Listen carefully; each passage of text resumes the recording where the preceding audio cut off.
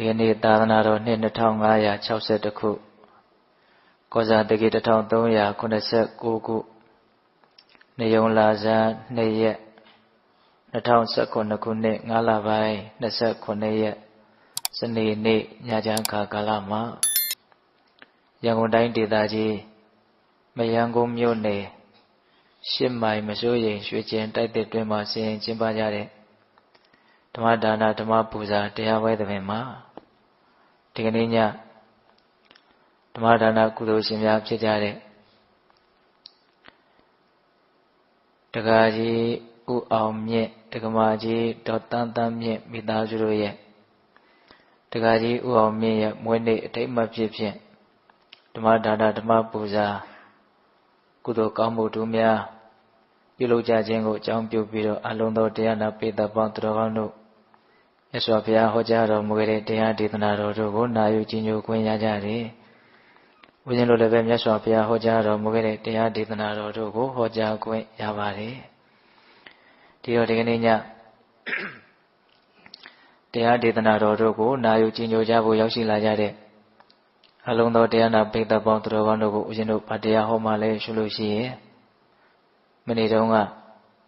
ရှင်သာရိပုတ္တရာမထေရမြတ်ကြီးရဲ့အကြောင်းပြောခဲ့တာအပိုင်း1ပေါ့နော်ဒီကနေ့ရှင်သာရိပုတ္တရာရှင်မြတ်ကြီးရဲ့အကြောင်းအပိုင်း2တရားတော်လို့အဲ့ဒါလိုမှတ်သားပြီးတော့နာယူကြည်ညိုကြမယ်နော်ဒီတရားဒေသနာတော်ကိုမဟောကြားသေးခင်မနာကြားသေးခင်မှာတရားတော်အလုံးကိုဟောကြားတော်မူခဲ့တဲ့ဘုရားရှင်ကိုယ်တော်မြတ်ရဲ့အင်မတန်အေးချမ်းကြည်လင်တော်မူတဲ့မဟာကရုဏာကိုသိစရာတရားလုံးစုံကိုသိတော်မူမြင်တော်မူတဲ့တပ္ပေညုတ္တဉာဏ်တည်းဟူသောပညာကိုထိုမဟာကရုဏာကိုပညာကိုနှစ်ပါးစုံတို့ဖြင့်ပြည့်စုံတော်မူတဲ့ဘုရားရှင်ကိုယ်တော်မြတ်ကိုယုတိမြတ်တို့ရှိခိုးပူဇော်ကြအောင်စို့အလုံးလက်အုပ်ချီမှုပြီးတော့အာယုံပြုကြရအောင်ကရုဏာတိတလဟရယံပညာပိဇောတဝိယတမောဟတမံသာနေရမေရလောကကရုံဝန္တိတုကတံဂတိဝိမုဒ္ဒံကရုဏာတိတလဟရယံမဟာကရုဏာတော်ဖြင့်အေးမြသောစိတ်နှလုံးလည်းရှိတော်မူပါ၏ထသောပညာပိဇောတဝိယတမောဟတမံအရဟတမေတိဟုသောအယောင်အလင်းဖြင့်အဝိဇ္ဇာတိဟုသောအမိုက်မောင်းကိုပယ်ခွာတော်မူ၏ထသောသာနေရမေရလောကကရုံလူနှင့်ပြမတတ္တဝနန္ဒတို့ဤကြောက်တီတန်းတို့လေကရုပြုရာတဆူရီသောဆရာသခင်လည်းဖြစ်တော်မူပါ၏ထသောဂတိဝိမု ddံ ဒေဝမနုဿနေရယနှင့်ဘေတတရိစ္ဆာလာယအရှိငါတန်သောဂတိတို့မှလည်းအထူးသဖြင့်ကင်းလွတ်တော်မူပြီးထသောဒုက္ကတံတတ္တဝါတို့အားအကျိုးများကြောင့်ဟုတ်မှန်သောစကားကောင်းကိုသာမျက်ရှိတော်မူပါ၏ထသောဗုဒ္ဓံသစ္စာလေးရတရားမြတ်ကိုလက်ပေါ်တင်တာဗရမ ्या ကဲ့သို့ဖြတ်သားထင်းနှင့်သိမြင်ပေတတ်ဘုရားရှင်ကိုယ်တော်မြတ်ကြီးကိုမေယံတရားဟောပုဂ္ဂိုလ်တရားနာပုဂ္ဂိုလ်ခေါ်ဆိုပညတ်ပရမမမူယုံနာနှင့်ဖြာဖြစ်ကြပါသောဘုရားတပည့်တော်တို့သည်ဟိုနေဝနာမှာကာယဝစီမနောချီ၍သုံးဤဒွါရပနာမဖြင့်ဒုက္ခယောကျိုးလက်ဆောင်မောဟရှိခိုးဥညုပ်ပါ၏မြတ်စွာဘုရား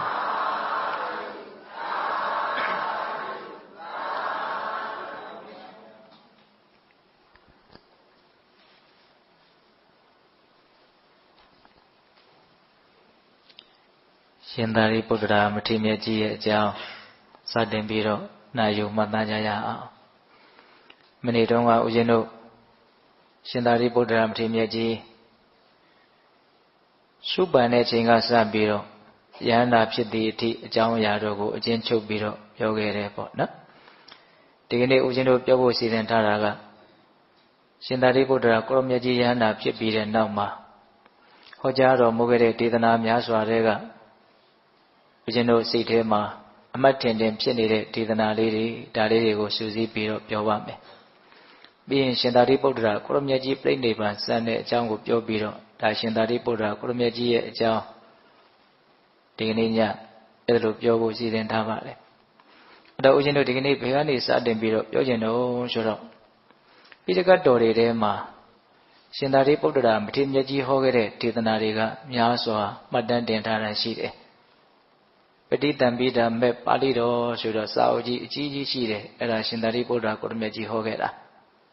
နော်သုလနေဒေသပါဠိတော်ဆိုတာရှိတယ်မဟာနေဒေသပါဠိတော်ဆိုတာရှိတယ်အသေးစိတ်ခွဲခြားဝေဖန်ပြီးတော့ဟောပြထားတဲ့ဒေသနာတွေကိုစုစည်းထားတာအဲ့ဒါရှင်သာရိပုတ္တရာကိုရမြတ်ကြီးဟောခဲ့တာပေါ့အခုတရားဓမ္မတို့ဥယျာဉ်တို့သင်ယူနေရတဲ့လေ့လာနေရတဲ့ဒီအဘိဓမ္မာတရားဆိုတာလည်းပဲတမြတ်စွာဘုရားကတာဝရိန္ဒနတ်တွေကိုတာဝရိန္ဒနတ်ပြည်မှာဟောထားတာကိုရှင်သာရိပုတ္တရာကိုပြန်လဲဟောပြလို့ရှင်သာရိပုတ္တရာကပြန်ပြီးတော့ဟောထားတဲ့ဒေသနာတွေပဲအလွန်တရာမှများပြားတယ်ပေါ့နော်အဲ့တော့အဲ့ဒီလိုများပြားလာတဲ့တရားဒေသနာတွေတဲကဘယ်လိုအကြောင်းအရာလေးကိုဦးဇင်းကစပြီးတော့ပြောချင်တော့ဆိုတော့အခါတစ်ပါးမှာရှင်သာရိပုတ္တရာကိုရမြတ်ကြီးကယဟန်ပေတတ်ကိုအရှင်တို့တဲ့တခါမှငါစဉ်းစားကြည့်တယ်ဘာစဉ်းစားကြည့်လဲဆိုတော့တစုံတယောက်ဒုက္ခရောက်လို့တစုံတယောက်ပျက်စီးလို့တစုံတယောက်ဖောက်ပြန်လို့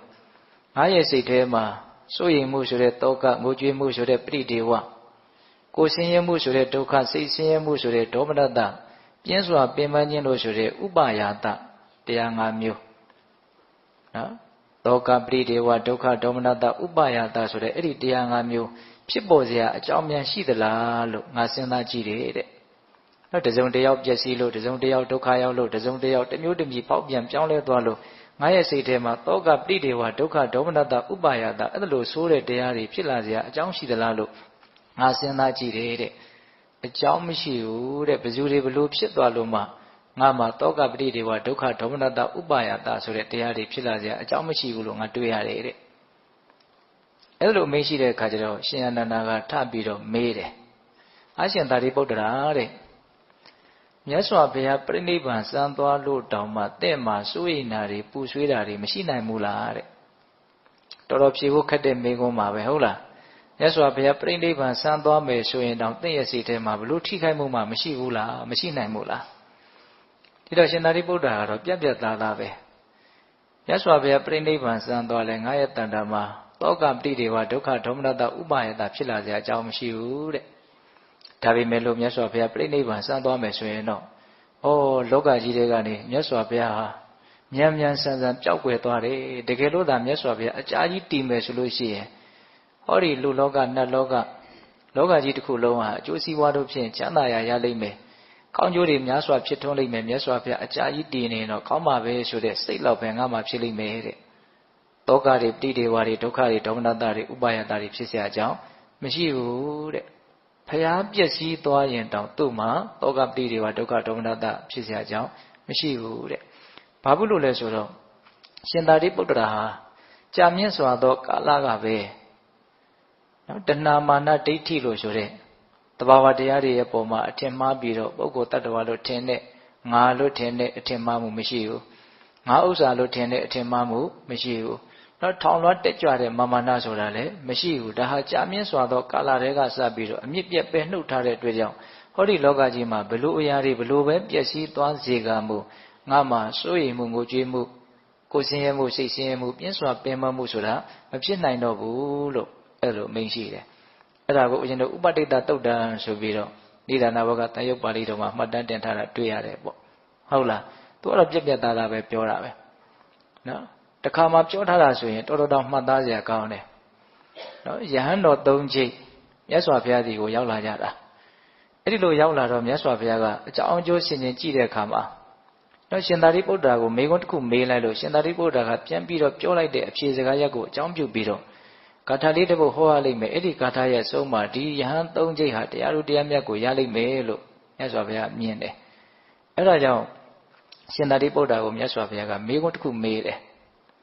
ရှင်သာရိပုတ္တရာတဲ့တတ္တာဝရိယတတိတမာရိပညာလို့ဆိုတဲ့ဒီအိန္ဒြေ၅ပါးကိုမပွားများပဲနဲ့ထူးကဲမြင့်မြတ်တဲ့တရားတို့တရားမြတ်ကိုသိတဲ့အတိရုဉာဏ်တို့ဆိုတာကိုဖြစ်နိုင်လိမ့်မယ်ဆိုတာကိုသင်ယုံကြည်သလားလို့မေးတာ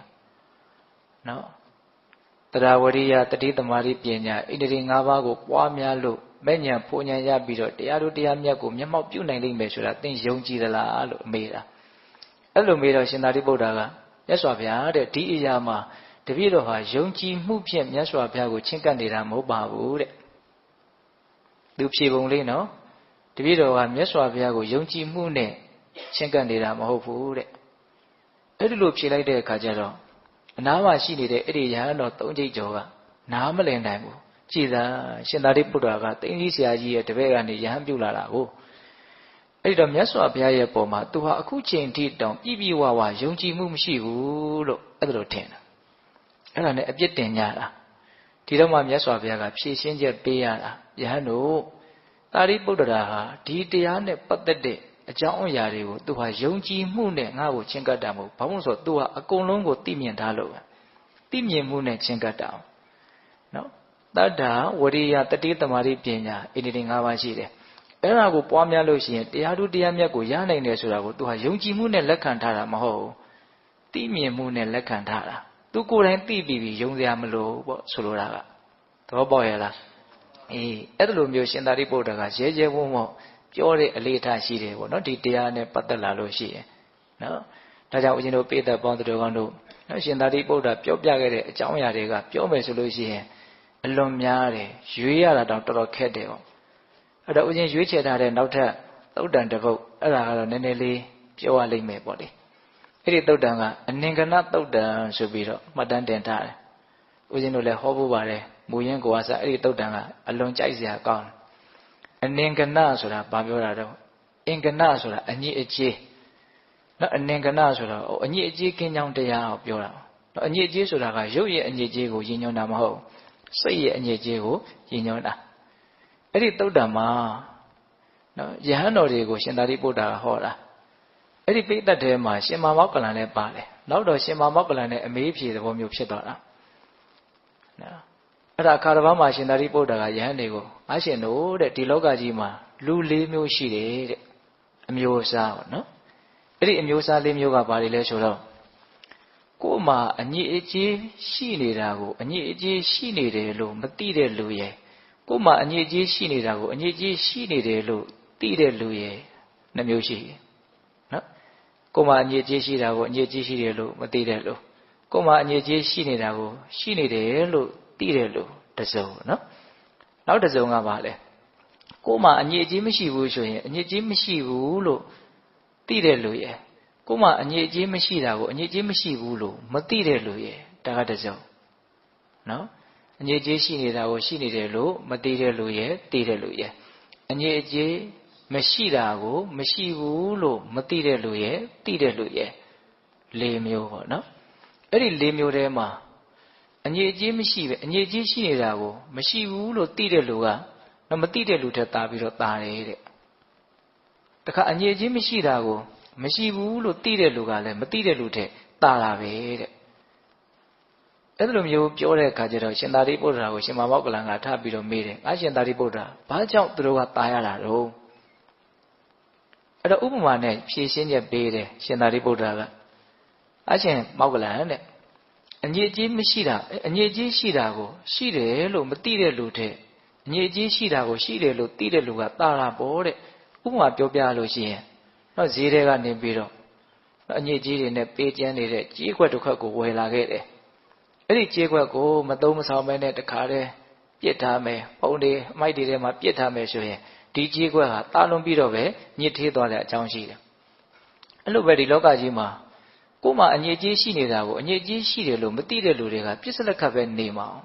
ဟုတ်လားဒါကြောင့်အညစ်အကြေးတွေသာပို့ပြီးတော့များလာစရာအကြောင်းရှိတယ်နော်အဲကြောင့်အညစ်အကြေးရှိတယ်ဆိုရင်ရှိတယ်လို့သိဖို့အရေးကြီးတယ်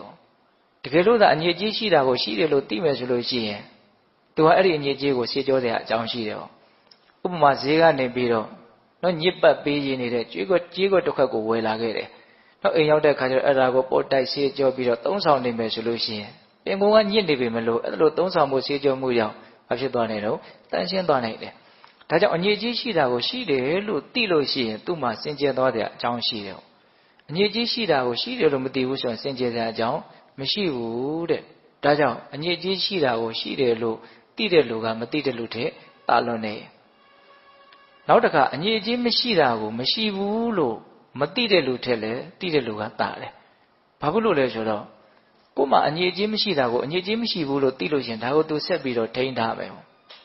ကိုမအညစ်အကြေးမရှိတာကိုအညစ်အကြေးမရှိဘူးလို့မသိဘူးဆိုရင်မိမိရောရောပေါ့ပေါ့ဆဆနေတဲ့အတွက်ကြောင့်အညစ်အကြေးတွေထပ်ပြီးတော့ဖြစ်လာနိုင်တယ်အဲ့ဒါကိုလည်းဥမာလေးပေးပြီးတော့ပြောတယ်နော်ဈေးကနေပြီးတော့အလွန်တန်ရှင်းစင်ကြယ်တောက်ပနေတဲ့ကြေးကွက်ကလေးဝဲလာတယ်ဒါကိုတန်ဖိုးထားအောင်မှမသိဘူးအိမ်ရောက်တော့ပြစ်ချင်ရပြစ်ထားတယ်ခဏလေးနဲ့ဘာဖြစ်သွားမလို့မြစ်ပတ်ပေးရသွားမယ်ပေါ့နော်ဒါကအညစ်အကြေးမရှိတာကိုမရှိဘူးလို့မသိတဲ့လူအမျိုးအစားကိုဥမာပေးတာဟုတ်လားနောက်အညစ်အကြေးမရှိတာကိုမရှိဘူးလို့သိတဲ့လူကြတော့ဘလို့ဥမာပေးတော့ဈေးကဝဲလာတယ်တန်တန်ရှင်းရှင်းခွက်ကလေးအိမ်ရောက်တော့လည်းအဲ့ဒါကိုစေးကြောပို့တိုက်သုံးဆောင်မယ်ဆိုရင်တော့ပို့လို့သာတောက်ပြောင်လာတဲ့အကြောင်းရှိတယ်ပေါ့အဲ့ဒါနဲ့ဥမာပေးတာအဲ့လိုမျိုးအညစ်အကြေးနဲ့ပတ်သက်တဲ့အကြောင်းအရာလေးတွေကိုဟောပြတော့ရှင်မောဂလန်ကထမေးပြန်တယ်အာရှင်သာရိပုတ္တရာတဲ့သင်ဟာအညစ်အကြေးလို့ပြောတယ်အညစ်အကြေးဆိုတာဘာကိုပြောတာလဲတဲ့ဟောအဓိကကဦးဇင်းကအဲ့ဒါလေးကိုပြောချင်တာပါနော်အညစ်အကြေးဆိုတာဘာကိုပြောတာတဲ့အဲ့တော့ရှင်သာရိပုတ္တရာကအာရှင်မောဂလန်အညစ်အကြေးဆိုတာဘာကိုပြောတာလဲဆိုလို့ရှိရင်မရှိတဲ့မရှိတတ်တဲ့အလိုဆိုးတွေကြောင့်အဲ့ဒီအလိုဆိုးမပြည့်ဝတဲ့အခါမှာစိတ်ထဲမှာမကျေနပ်နိုင်မှုမနှစ်သက်နိုင်မှုလို့ဆိုတဲ့ကောပအပိစယတရားဟာအညစ်အကြေးဖြစ်တယ်တဲ့သိချာနားထောင်နော်မရှိတဲ့မရှိတတ်တဲ့အလိုဆိုးဆန္ဒဆိုး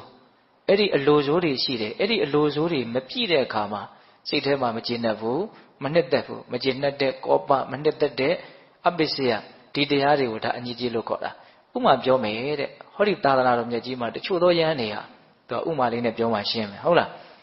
းတချို့သောယဟန်တွေဟာကိုယ်မှာအာဘတ်တဲ့တယ်အဲ့ဒီလိုအာဘတ်တဲ့တဲ့အခါမှာငါအာဘတ်တဲ့နေတာကိုတခြားသောယဟန်တွေမသိကြပါစေနဲ့လို့သူ့မှာအဲ့လိုဆန္ဒရှိတယ်တဲ့ဒါပါလေမယိုးသားတာပေါ့နော်ဒါမရှိတဲ့အလိုဆိုပဲကိုမကောင်းတာကြီးကိုကောင်းတယ်လို့ထင်စေချင်တာပေါ့ကိုမကောင်းတာကိုသူများမသိသိချင်ဘူးဖုံးထားချင်တာလူတွေမှလည်းအဲ့ဒါမရှိဘူးလားရှိတယ်အဲ့ဒါကောင်းတဲ့အလိုလားဆိုးတဲ့အလိုလားဆိုးတဲ့အလိုနော်ငါအာဘတ်တဲ့တာကိုတခြားသောယဟန်တွေမသိပါစေနဲ့လို့သူတောင်းတတယ်အဲ့ဒီအလိုဆိုးရှိတယ်ဒါပေမဲ့လို့ तू တောင်းတတဲ့အတိုင်းဘယ်ဖြစ်ပါမလို့အမြဲတမ်းဘယ်ဖုံးထားလို့ရပါမလို့ဟုတ်လားမသိပါစေနဲ့လို့တောင်းတပေမလို့သိကျင်လဲသိသွားမယ်ပေါ့အဲ့ဒါလို့ယဟန်တွေကသိသွားပြီဆိုရင်သူ့စိတ်ထဲမှာဘာဖြစ်တော့မကျေနပ်ဘူ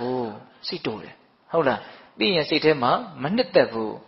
အဲ့ဒီမကျေနပ်မှုမနှစ်သက်မှုဆိုတာအဲ့ဒါစိတ်ရဲ့အညစ်အကြေးပဲတဲ့အဲ့ဒီကစပြောတယ်နော်ဒါယဟန်တွေကိုပြောတယ်ဆိုမှလို့လူတွေလည်းပဲဆက်ပြီးတော့တွေးကြမရှိဘူးလားရှိရနော်လူတွေလည်းပဲကိုမဟုတ်တာလှုပ်တာကိုမဟုတ်တာကြီးကိုသူများမသိချင်တဲ့စိတ်မရှိဘူးလားရှိတယ်ဒါပေမဲ့ကိုမသိချင်တာကြီးကအခါခါသိပဲဖုံးထားလို့ရမှာလို့သိချင်လည်းသိသွားမှာပေါ့အဲ့ဒီလိုသိသွားပြီဆိုရင်ဘာဖြစ်တော့ရှက်တယ်ပေါ့နော်အရှက်တကွဲအကျိုးနဲ့ဖြစ်ပြီးတော့အဲ့ဒီသိတာကိုပဲအကြောင်းပြုတော့ဘာလို့စိတ်တူတယ်ငါဘယ်သူမှမဒါကိုဖွာလိုက်လည်းမသိဘူးဟုတ်လားဘာဖြစ်မလို့စိတ်တူမယ်မကြည်မနှက်ဖြစ်မယ်မနှစ်သက်မှုဖြစ်မယ်အဲ့ဒါပါလေအငြိကြီးပ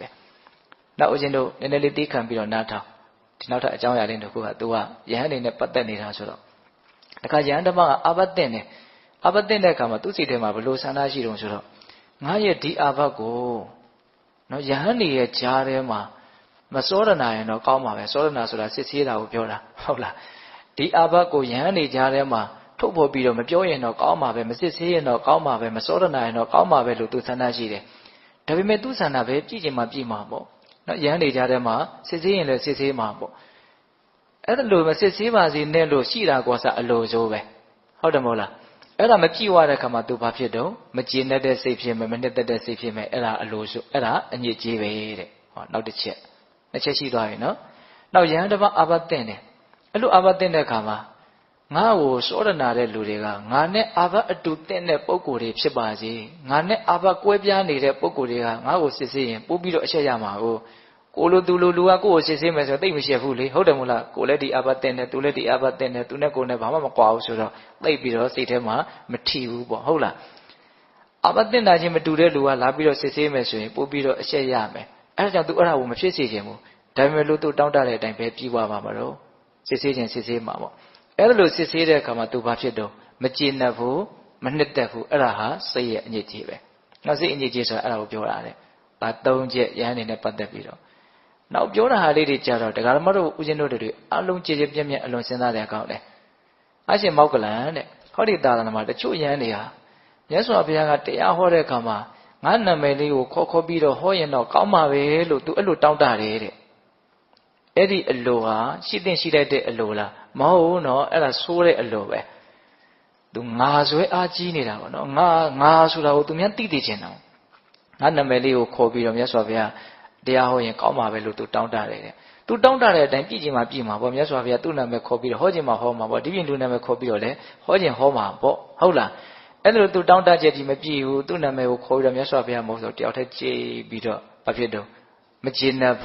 းမနှစ်သက်ဘူးအဲ့ဒါစိတ်ရဲ့အငြိကြီးပဲတဲ့လာပြီးတော့စလာပြီးတော့လူတွေနဲ့ဓာတ်ရိုက်ပတ်သက်တဲ့အပိုင်းလို့အရင်ထင်တယ်ဟုတ်လားဆက်ပြီးတော့သူ့မှာအလိုဆိုရှိပြန်တယ်ပါလေဟောဒီသာသနာမှာတချို့ရဟန်းတွေဟာတဲ့နော်ဆုံးငံသွားပြီဆိုလို့ရှိရင်ရဟန်းတွေကငါ့ကိုဦးစားပေးပြီးတော့ရှေ့သုံးကထားရင်တော့ကောင်းမှာပဲလို့တောင်းတတယ်တဲ့နော်ရှေ့သုံးကထွက်ချင်တယ်ပေါ့နော်ဟုတ်လားဒါပေမဲ့ तू တောင်းတချက်ပြီးချင်မှပြီးမှာပေါ့ဟုတ်လားအဲ့ဒါမပြီးဘူးဆိုရင် तू ဘာဖြစ်မလို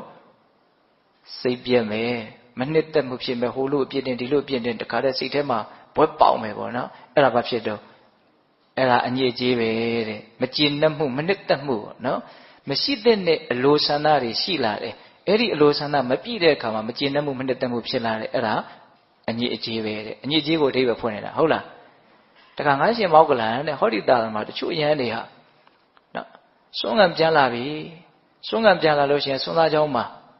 တော့စွမ်းဥရည်ဥကိုငါပဲရပါသည်ကျန်တဲ့ယဟန်နေမရပါစေနဲ့သူပဲဥဖျားဖျားရခြင်းနဲ့သူများကဥစားပေးတာကိုသူခံကျင်တယ်သူမှအဲ့တောင်းတချက်ကြီးရှိတယ်ကြိတ်ပြီးတော့တောင်းတချက်ကြီးရှိတယ်အဲ့ဒါမပြည့်ဝဘူးဆိုလို့ရှိရင်သူဘာဖြစ်တော့မကျေနပ်ဘူးမနှစ်သက်ဘူးအဲ့ဒီမကျေနပ်မှုမနှစ်သက်မှုဟာစိတ်ရဲ့အညစ်အကြေးပဲတဲ့ဆက်ပြီးတော့ပြောပြန်တယ်အရှင်မောက်ကလန်တဲ့ဒီသာသနာမှာတချို့ယဟန်တွေဟာအဲ့ဒီစွမ်းသားเจ้าမှာနော်စွမ်းတရားကိုငါသာလင်ဟောခြင်းတယ်ကျန်တဲ့ယဟန်တွေမဟောကြပါစေနဲ့ဟုတ်လားတရားကိုငါပဲဟောခြင်းတယ်ဒါဘုန်းကြီးတွေမှာဖြစ်တတ်တဲ့သဘာဝနော်ဟုတ်လားဒါကြောင့်မြတ်စွာဘုရားဟောတာနော်ငါသာလင်တရားဟောခြင်းတယ်သောတော်လည်းဘာလို့ငါကိုသာလင်မြတ်စွာဘုရားကနာမည်ခေါ်ပြီးတော့ဟောပါသည်ငါကိုသာလင်ရှေ့တန်းတင်ပြီးတော့ဆွမ်းခံသွားကြပါစေဟုတ်လားအခုကျတော့ဘာဖြစ်ပြန်ပြီးတော့ငါသာလင်တရားဟောခြင်းတယ်သူများမဟောပါစေနဲ့အဲ့ဒီတောင်းတချက်သူ့မှာရှိတယ်အဲ့ဒါအစင်မပြေဖြစ်သွားပြီ तू မဟောရဘူး तू များထဟောပြီဆိုရင် तू တစ်ချိန်လုံးဘာဖြစ်နေတော့မကြည်မနှက်ဖြစ်နေမယ်မနှစ်သက်မှုတွေဖြစ်နေမယ်အဲ့ဒါပါလေအညစ်အကြေးပဲတဲ့ဆက်ပြောတယ်ငါရှင်မောက်ကလန်တဲ့ဒီသာသနာမှာတချို့ယဟန်တွေဟာနော်ဒီကြောင်းထဲကိုရောက်လာတဲ့နော်တက္ကရာဓမ္မတွေ तू ကတော့အသေးစိတ်ဟောပါတယ်နော်ယဟန်ပိဋကယဟန်မပိဋကနော်တက္ကပိဋကတက္ကမပိဋကပိဋက၄မျိုးပေါ့နော်အဲ့ဒီပိဋက၄မျိုးကိုငါးသာလင်းတရားဟောခြင်းတယ်ကျန်တဲ့လူတွေမဟောကြပါစေနဲ့အဲ့ဒီဆန္ဒသူ့မှာရှိနေတယ်အဲ့ဒါမပြည့်ဝဘူးဆိုသူဘာဖြစ်မလို့မကြည်မနှက်ဖြစ်မယ်မနှစ်မသက်တာတွေဖြစ်လာမယ်အဲ့ဒါဟာစိတ်ရဲ့အငြိကြီးပဲဆက်ပြီးတော့ပြောပြန်တယ်အရှင်ပေါက်ကလန်တဲ့ဒီသာသနာတချို့ယဟန်တွေဟာကျောင်းထဲကိုလျှောက်လာတဲ့နော်ဒကာဓမ္မတွေကနော်သူ့ကိုယ်သာလည်းမျက်နှိုးပူဇော်မှုပြုကြပါစေအလေးထားကြပါစေရောသူ့ကိုပဲအကုန်လုံးဦးစားပေးကြပါစေရောကျန်တဲ့ယဟန်တွေအဲ့ဒီလိုဦးစားပေးမှုလေးစားမှုမရကြပါစေနဲ့သူပဲရခြင်းတယ်နော်ပိဋက၄ပါးရဲ့မျက်နှိုးမှုတန်ဖိုးထားမှုလေးစားမှုကိုပါလေသူပဲရခြင်းတယ်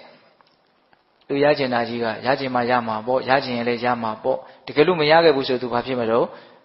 စိတ်ပြက်မယ်မကျေနပ်မှုတွေဖြစ်မယ်အဲ့ဒါပါလေစိတ်ရဲ့အညစ်အကြေးပဲတဲ့တခါငါရှင်မောက်ကလန်တဲ့ဒီသာသနာမှာတချို့ရန်တွေဟာ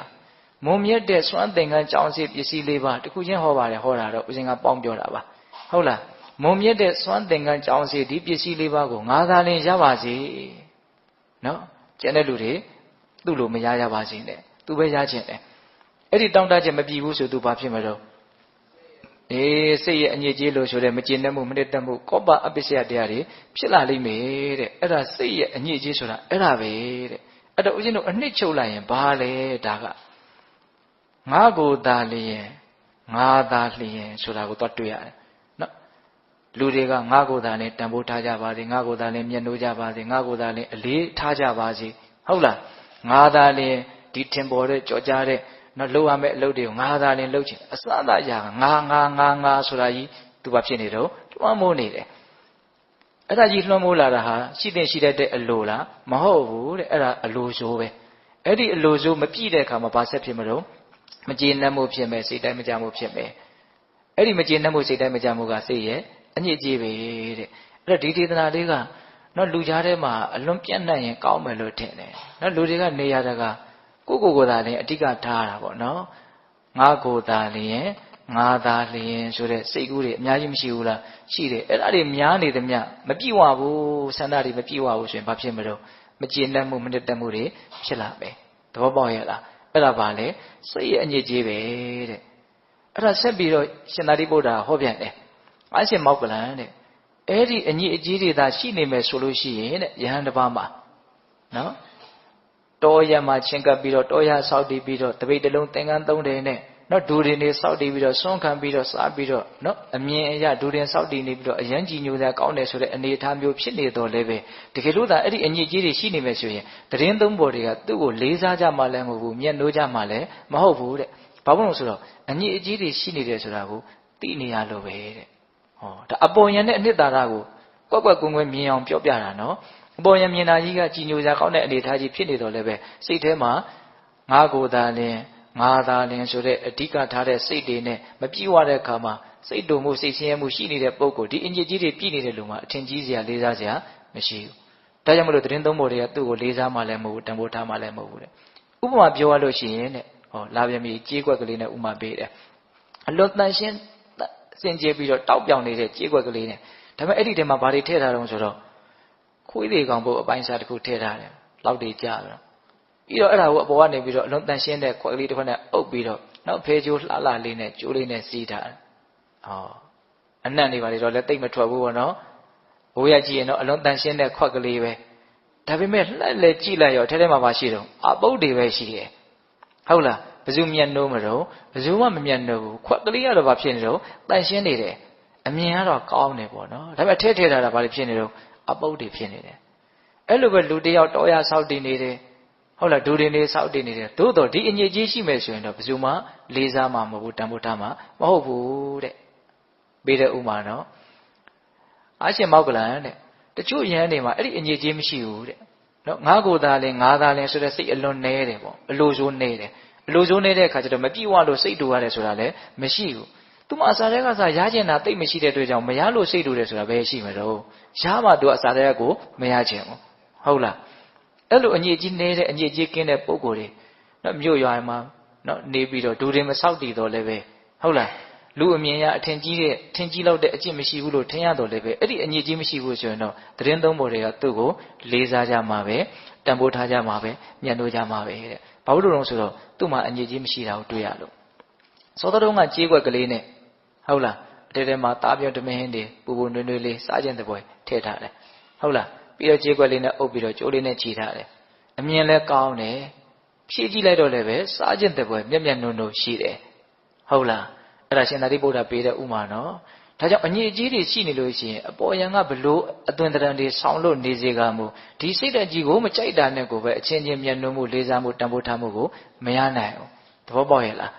ဒါကြောင့်ပေးသက်ပေါင်းသူတော်ကောင်းတို့အများရဲ့တန်ဖိုးထားမှုလေးစားမှုမျက်နှုံမှုကိုရကျင်တယ်ဆိုရင်ကိုယ့်ရဲ့စိတ်ထဲမှာအဲ့လိုမျိုးအလိုဆန္ဒစိုးတွေနဲအောင်ကြိုးစားရမယ်အလိုဆန္ဒစိုးမရှိဘူးဆိုရင်မပြည့်ဝလို့မကျင်တတ်ဘူးမနှစ်သက်ဘူးဆိုတာလည်းမရှိဘူးပေါ့ဟုတ်လားပြောရရင်တော့ငါကိုယ်သာလင်ငါသာလင်ဆိုတဲ့စိတ်တွေနဲအောင်ကြိုးစားရမယ်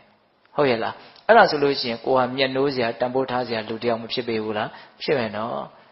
အဲ့လိုမျိုးရှင်သာရိပုတ္တရာကရှင်မောက္ကလန်ကိုဟောပြတော့ရှင်မောက္ကလန်ကအရှင်သာရိပုတ္တရာတဲ့အရှင်ကအဲ့ဒီလိုတရားစကားကိုပြောတော့ငါကဘာကိုသွားအမှတ်ရလဲဆိုတော့တဲ့တခါတော့ငါဆုံးခံသွားရင်းနဲ့နော်တမီတိဆိုတဲ့လက်သမားဆရာကနော်တစ်သားတွေကိုရွေးနေတဲ့ဓာတ်နဲ့အဲ့ဒီရွေးနေတဲ့နီးနားမှာလက်သမားဆရာကနေပြီးတော့ဝစ်လာတဲ့တက္ကရွန်တယောက်နော်အဲ့ဒီတက္ကရွန်တယောက်ကပန္တုရဲ့သားလို့ပြောတယ်သူကလည်းဘေးကနေရက်ကြည့်နေတယ်သူကလည်းတစ်ချိန်ကလက်သမားလုပ်ခဲ့တာသူ့ရှင်မလက်သမားဆရာကတက်သားကိုရွေးနေတာဟုတ်လားအဲ့ဒါကိုရှင်သာရိပုတ္တရာခလန်းလန်းကနေမြင်နေတာဆုံးခံသွားရင်းနဲ့အဲ့တော့ဒီတက္ကရွန်ကဘလို့စိတ်ကူးတော့သူကလည်းလက်သမားဆရာဘွားကလာတာဆိုတော့စိတ်ကူးနေတယ်ဒီသမီတိဟာနော်ဒီနားလေးကနေဒီလိုလေးရွေလိုက်ရင်ဒီလိုလေးဖြတ်လိုက်တောက်လိုက်မယ်ဆိုတော့တက်သားလေးကအကောင်းတိုင်းရမယ်အကာတွေရွှေတွေဖယ်သွားမှာပဲအဲ့တိုင်းလေးရွေလိုက်ရင်တော့ကောင်းမယ်လှဲဘိန်းလုံနေတာ तू ကဟိုလူကလှဲဘိန်းလုံနေတာအဲ့ဒါဘလို့လေးရွေလိုက်ရင်တော့တက်သားလေးအကောင်းလေးရမှာပဲလို့ကြံစည်နေတာတက္ကရွန်ကသူကြံစည်တဲ့အတိုင်းပဲအောက်ကသမီတိကလည်းရွေချလိုက်တယ်အဲ့လိုလဲရွေချလိုက်ရောတက္ကရွန်ကဘာဖြစ်တော့ထုတ်ဖော်ပြီးတော့ကိုပြောတာဟာမင်းကငါစိတ်ကိုသိတဲ့အတိုင်းပဲတဲ့ငါလည်းအဲ့လိုစဉ်းစားနေတာမင်းအဲ့ဒီတိုင်းရွေလိုက်တာဆိုမင်းကငါစိတ်ကိုသိလေအောင်တကားတက္ကရွန်ကပြောတာ အဲ့ဒါကိုဘယ်သူကြားတော့ရှင်သာရိပုတ္တရာကြားခဲ့တာအဲ့ဒါကိုဥမာပေးတာရှင်သာရိပုတ္တရာကဟောရှင်မောက္ကလန်ကကြားခဲ့တာဟုတ်လားအဲ့ဒါကိုရှင်မောက္ကလန်ဥမာပေးတာနော်ငါရှင်သာရိပုတ္တရာတဲ့အခုသင်ဟာလည်းပဲသူတော်ကောင်းတွေရဲ့စိတ်ကိုတိလျောင်တကားသူစိတ်နဲ့ထပ်တူကြနေတယ်ပေါ့ဟုတ်လားအဲ့တော့ဒီသာသနာမှာနော်အကျင့်ဆိုးကြတဲ့ယဟန်တွေရဲ့တဘာဝတွေကိုဒီတရားဓမ္မတွေဟူသောဓာကြီးနဲ့ကောင်းကောင်းရွှေပြစ်လိုက်တယ်ပေါ့သူနဲ့သဘောထားချင်းအရန်တိုက်ဆိုင်တယ်ပေါ့ဆိုလိုတာကဟုတ်လားဘယ်သူကပြောတာတော့ရှင်မောက္ကလန်ကပြောတာအဲ့လိုပြောပြပြီးတော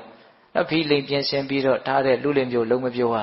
ာနော်ပန်းပန်ပြီးတော့နှစ်သက်ရရက်ကိုသွားသလိုနော်ဒီတရားဒေသနာကိုဒီယဟန်တန်ဃာတွေကအရန်နှစ်သက်ကြလိမ့်မယ်ဆိုပြီးတော့ဏိကုံးချုပ်ထားတယ်အနင်္ဂနာသုတ်တံဆိုတာဟုတ်လားအဲ့တော့ဒီသုတ်တံကိုအနှစ်ချုပ်မယ်ဆိုရင်ဘာတွေ့ရလဲနော်အညစ်အကြေးရှိတာကိုရှိတယ်လို့သိဖို့လိုတယ်အညစ်အကြေးမရှိတာကိုမရှိဘူးလို့သိဖို့လိုတယ်တတိထားဖို့လိုတယ်လို့ဆိုလိုတာနော်ကိုမကောင်းတာကိုမကောင်းမှုလို့သိရင်ကောင်းသွားမယ်ကိုကောင်းတာကိုလည်းကောင်းတယ်လို့သိဖို့လိုတယ်မသိဘူးဆိုရင်မကောင်းတဲ့ဘက်ရောက်သွားမှာနော်ဒါကြောင့်ကောင်းကောင်းမကောင်းကောင်းဘာလို့ဖို့လိုတယ်သိဖို့လိုတယ်နော်ကောင်းကောင်းမကောင်းကောင်းမသိဘူးဆိုရင်မကောင်းဘူးဟုတ်လားအဲ့တော့ကိုမကောင်းမှုဆိုလဲစိတ်တမကြနဲ့မကောင်းတာကိုမကောင်းမှုလို့သာသိအဲ့ဒီဥစ္စာကောင်းသွားဖို့အတွက်အများကြီးသူကသွားနေတာကောင်းဖို့အတွက်သွားနေတာသဘောပေါက်ရဲ့လားမကောင်းတာကြီးကိုကြာသိနေမယ်ဆိုရင်ကောင်းဖို့အတွက်ဘာဖြစ်သွားမှာတော့ပြောင်းလဲသွားမှာဟုတ်ရဲ့လားဒါတစ်ချက်နောက်ပြီးတော့ဗာပြောတော့အညစ်အကြေးဆိုတာဗာလဲဆိုတာပြောတယ်နော်ငါကိုယ်သာလျင်ငါသာလျင်ဆိုတဲ့စိတ်ဓာတ်တွေတိတ်များနေရင်တော့အလိုမပြည့်တဲ့အခါတိုင်းမျက်နာတဆူဆူတအောင်အောင်နဲ့အဲ့ဒါဘာဖြစ်နေကြတော့ဒေါသတွေမကျေနပ်မှုတွေနဲ့အဲ့ဒါပူလောင်ပင်ပန်းနေအောင်အဲ့ဒါသူများမြင်ရင်လည်းဘာဖြစ်မှာတော့အထင်သေးမယ်ဟုတ်တယ်မဟုတ်လားအထင်သေးမယ်ဘလို့မှအထင်ကြီးမှုကိုမရနိုင်ဘူးလေးစားမှုမျက်နှာမှုလည်းမရနိုင်ဘူးဒါကြောင့်ပေးသက်ပေါင်းတော်ကောင်းတို့ဒီအနင်္ဂနာတုတ်တန်လေးကိုမှတ်သားထားဖို့လိုတယ်ပေါ့နော်အေးအဲ့ဒီတုတ်တန်ထဲမှာရှင်မောက္ကလန်နဲ့ရှင်သာရိပုတ္တရာအချီချပြောတော်တာလေးတွေမတွေ့ရဘူးလားတွေ့ရတယ်နော်အဲ့လိုမျိုးအရှင်မြတ်ကြီးနှစ်ပါးအက္ခတဝကကြီးနှစ်ပါးနော်အချင်းချင်းပြောကြဆိုကြတဲ့တုတ်တန်လေးတွေကလည်းတချို့တုတ်တန်လေးတွေကကြည်နူးစရာကောင်းတယ်အရှိကြီးတော့မဟုတ်ပါဘူးတူတူလေးတွေနဲ့ကြည်နူးစရာကောင်းတယ်နော်တခါတော့မှစမ်းစမ်းကြဲကြဲဖြစ်ခဲ့တာလေးတစ်ခုရှိတယ်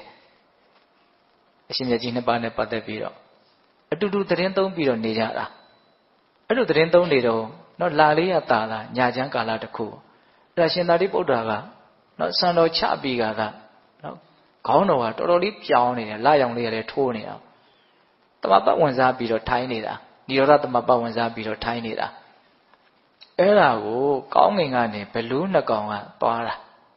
ာနော်သူတို့ကလည်းသူတို့ခီးကိုသူတို့သွားတာအဲ့ဒါတကောင်သောဘလူးကရှင်သာရိပုတ္တရာနဲ့တခုတော့ဘွားကအညိုးရှိခဲ့တယ်လို့ပြောတယ်အဲ့ဒါမြင်တာနဲ့အဲ့ဒီပြောင်းနေတဲ့ခေါင်းတော်ကိုထုကျင်တယ်အဲ့ဒီဘလူးကသိလားအဲ့ဒါနဲ့ထုမယ်ဆိုတော့သူ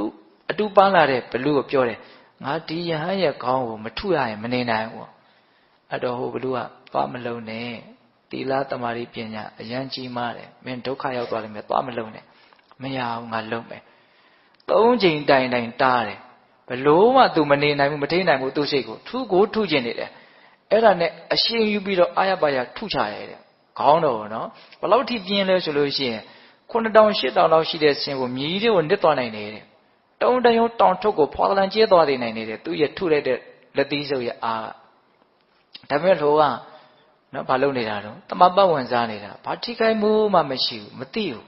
တိကိုမသိဘူးဒါပေမဲ့ရှင်သာရိပုတ္တရာကသာမသိတာဘယ်သူကသိနေတယ်ဆိုတော့ရှင်မောက္ကလန်ကသိနေတယ်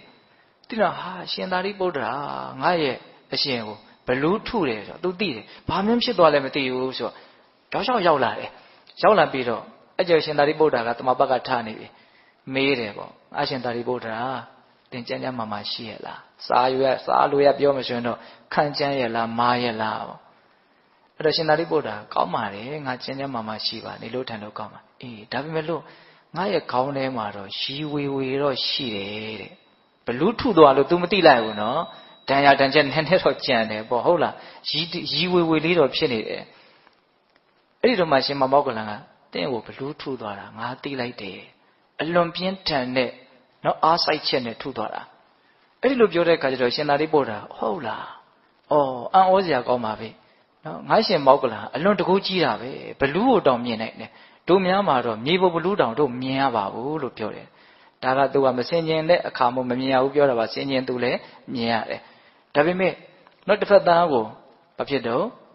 ့နော်ချီးမွမ်းတာပေါ့နော် ဒါစိတ်ထဲမှာသူ့စိတ်ထဲမှာလဲလှိုက်လိုက်လေတယ် तू မသိလိုက်ဘူးဟိုကသိလိုက်တယ်မချီးမွမ်းတာအဲ့ဒီလိုချီးမွမ်းတဲ့အခါကျတော့ရှင်မောက္ကလန်ကနော်ရှင်သာရိပုတ္တရာကိုဘာပြန်ပြီးတော့ပြောတော့ဆိုတော့နော်ဒါဘာမှပြောပလောက်တဲ့ကိစ္စမဟုတ်ပါဘူးပေါ့နော်အရှင်တို့ကသာလေတကယ်ကြီးကျယ်ပါတယ်ပေါ့အဲ့ဒီလိုအရှင်မြတ်ကြီးနှစ်ပါးပြောတာကိုမြတ်စွာဘုရားသိတယ်ကြားတယ်မြင်တယ်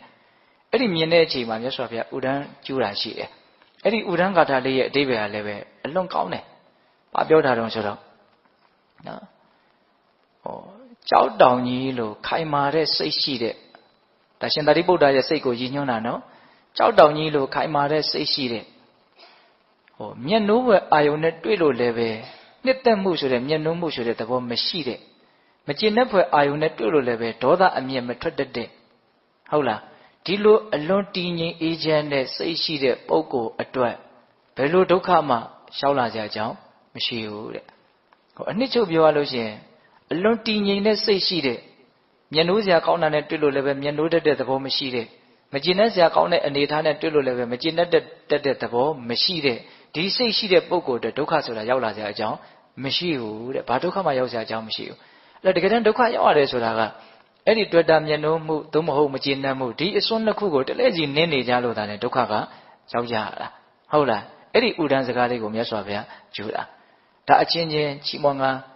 ဖွင့်ညတာလေးတွေပါတဲ့အနေအထားရှိတယ်ပေါ့နောက်ထပ်ဦးဇင်းတို့တခုထင်ထင်ရှားရှားရှိတာကနောက်ဂတသုတ်တံဆိုတော့သုတ်တံတခုရှိတယ်နောက်အဲ့ဒီသုတ်တံလေးကလည်းပဲအဲ့ဒီသုတ်တံထဲမှာလာတဲ့စကားလေးတခုကလည်းတော်တော်ထင်ရှားတယ်အဲ့ဒါကဘာပြောတော့ဆိုတော့နောက်အခါတစ်ပါးမှာအရှင်မြတ်ကြီးနှစ်ပါးရာဇဂိုမြို့ရဲ့အနီးဝန်းကျင်မှာတရင်သုံးပြီးတော့နေတာရာဇဂိုဘက်မှာသူတို့ကရာဇဂိုနာရွာသားတွေဆိုတော့အဲ့ဒီနားမှာတော်တော်အနေများပုံရတယ်အဲ့ဒီအချိန်တုန်းကမြတ်စွာဘုရားကအာဝဋ္ဌိမှာနေတာဇေတဝန်မှာနေတာအဲ့ဒါတစ်ချိန်ကျတော့ရှင်သာရိပုတ္တရာကရှင်မောက္ကလန်ကြီးကိုတွားရင်းနဲ့ဘာပြောလဲဆိုတော့ငါရှင်မောက္ကလန်တဲ့ဒီနေ့တင့်ကိုကြည်ရတာအလွန်တရာကြည်လင်းနေတယ်မျက်နှာကြည်ရတာအလွန်အေးချမ်းနေတယ်ကြည်လင်းနေတယ်အယောင်လေးတောင်ထွက်နေတယ်လို့ထင်ရတယ်ပေါ့ဒီနေ့ဘလို့နေခြင်းမျိုးနဲ့မြန်တင်နေနေတာတော့လို့မေးတယ်အဲ့လိုမေးတဲ့ခါကျတော့ရှင်မောက္ကလန်ကငါရှင်သာရိပုတ္တရာတဲ့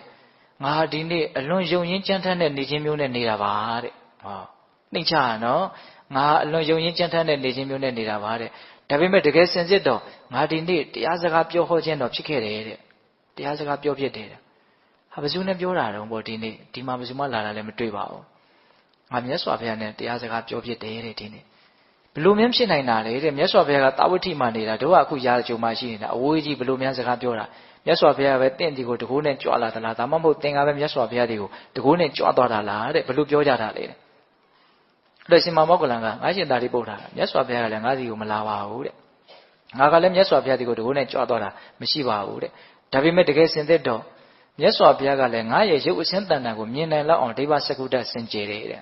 ငါရဲ့အတန်ကိုကြားနိုင်လောက်အောင်ဒိဗ္ဗတောတ္တတကလည်းစင်ကြယ်တယ်တဲ့ငါဘက်ကလည်းမြတ်စွာဘုရားရဲ့ရုပ်အစင်းကိုမြင်ရလောက်အောင်ဒိဗ္ဗစကုတ္တစင်ကြယ်တယ်ဒိဗ္ဗတောတ္တအတန်ကြားလောက်အောင်လည်းစင်ကြယ်တယ်တဲ့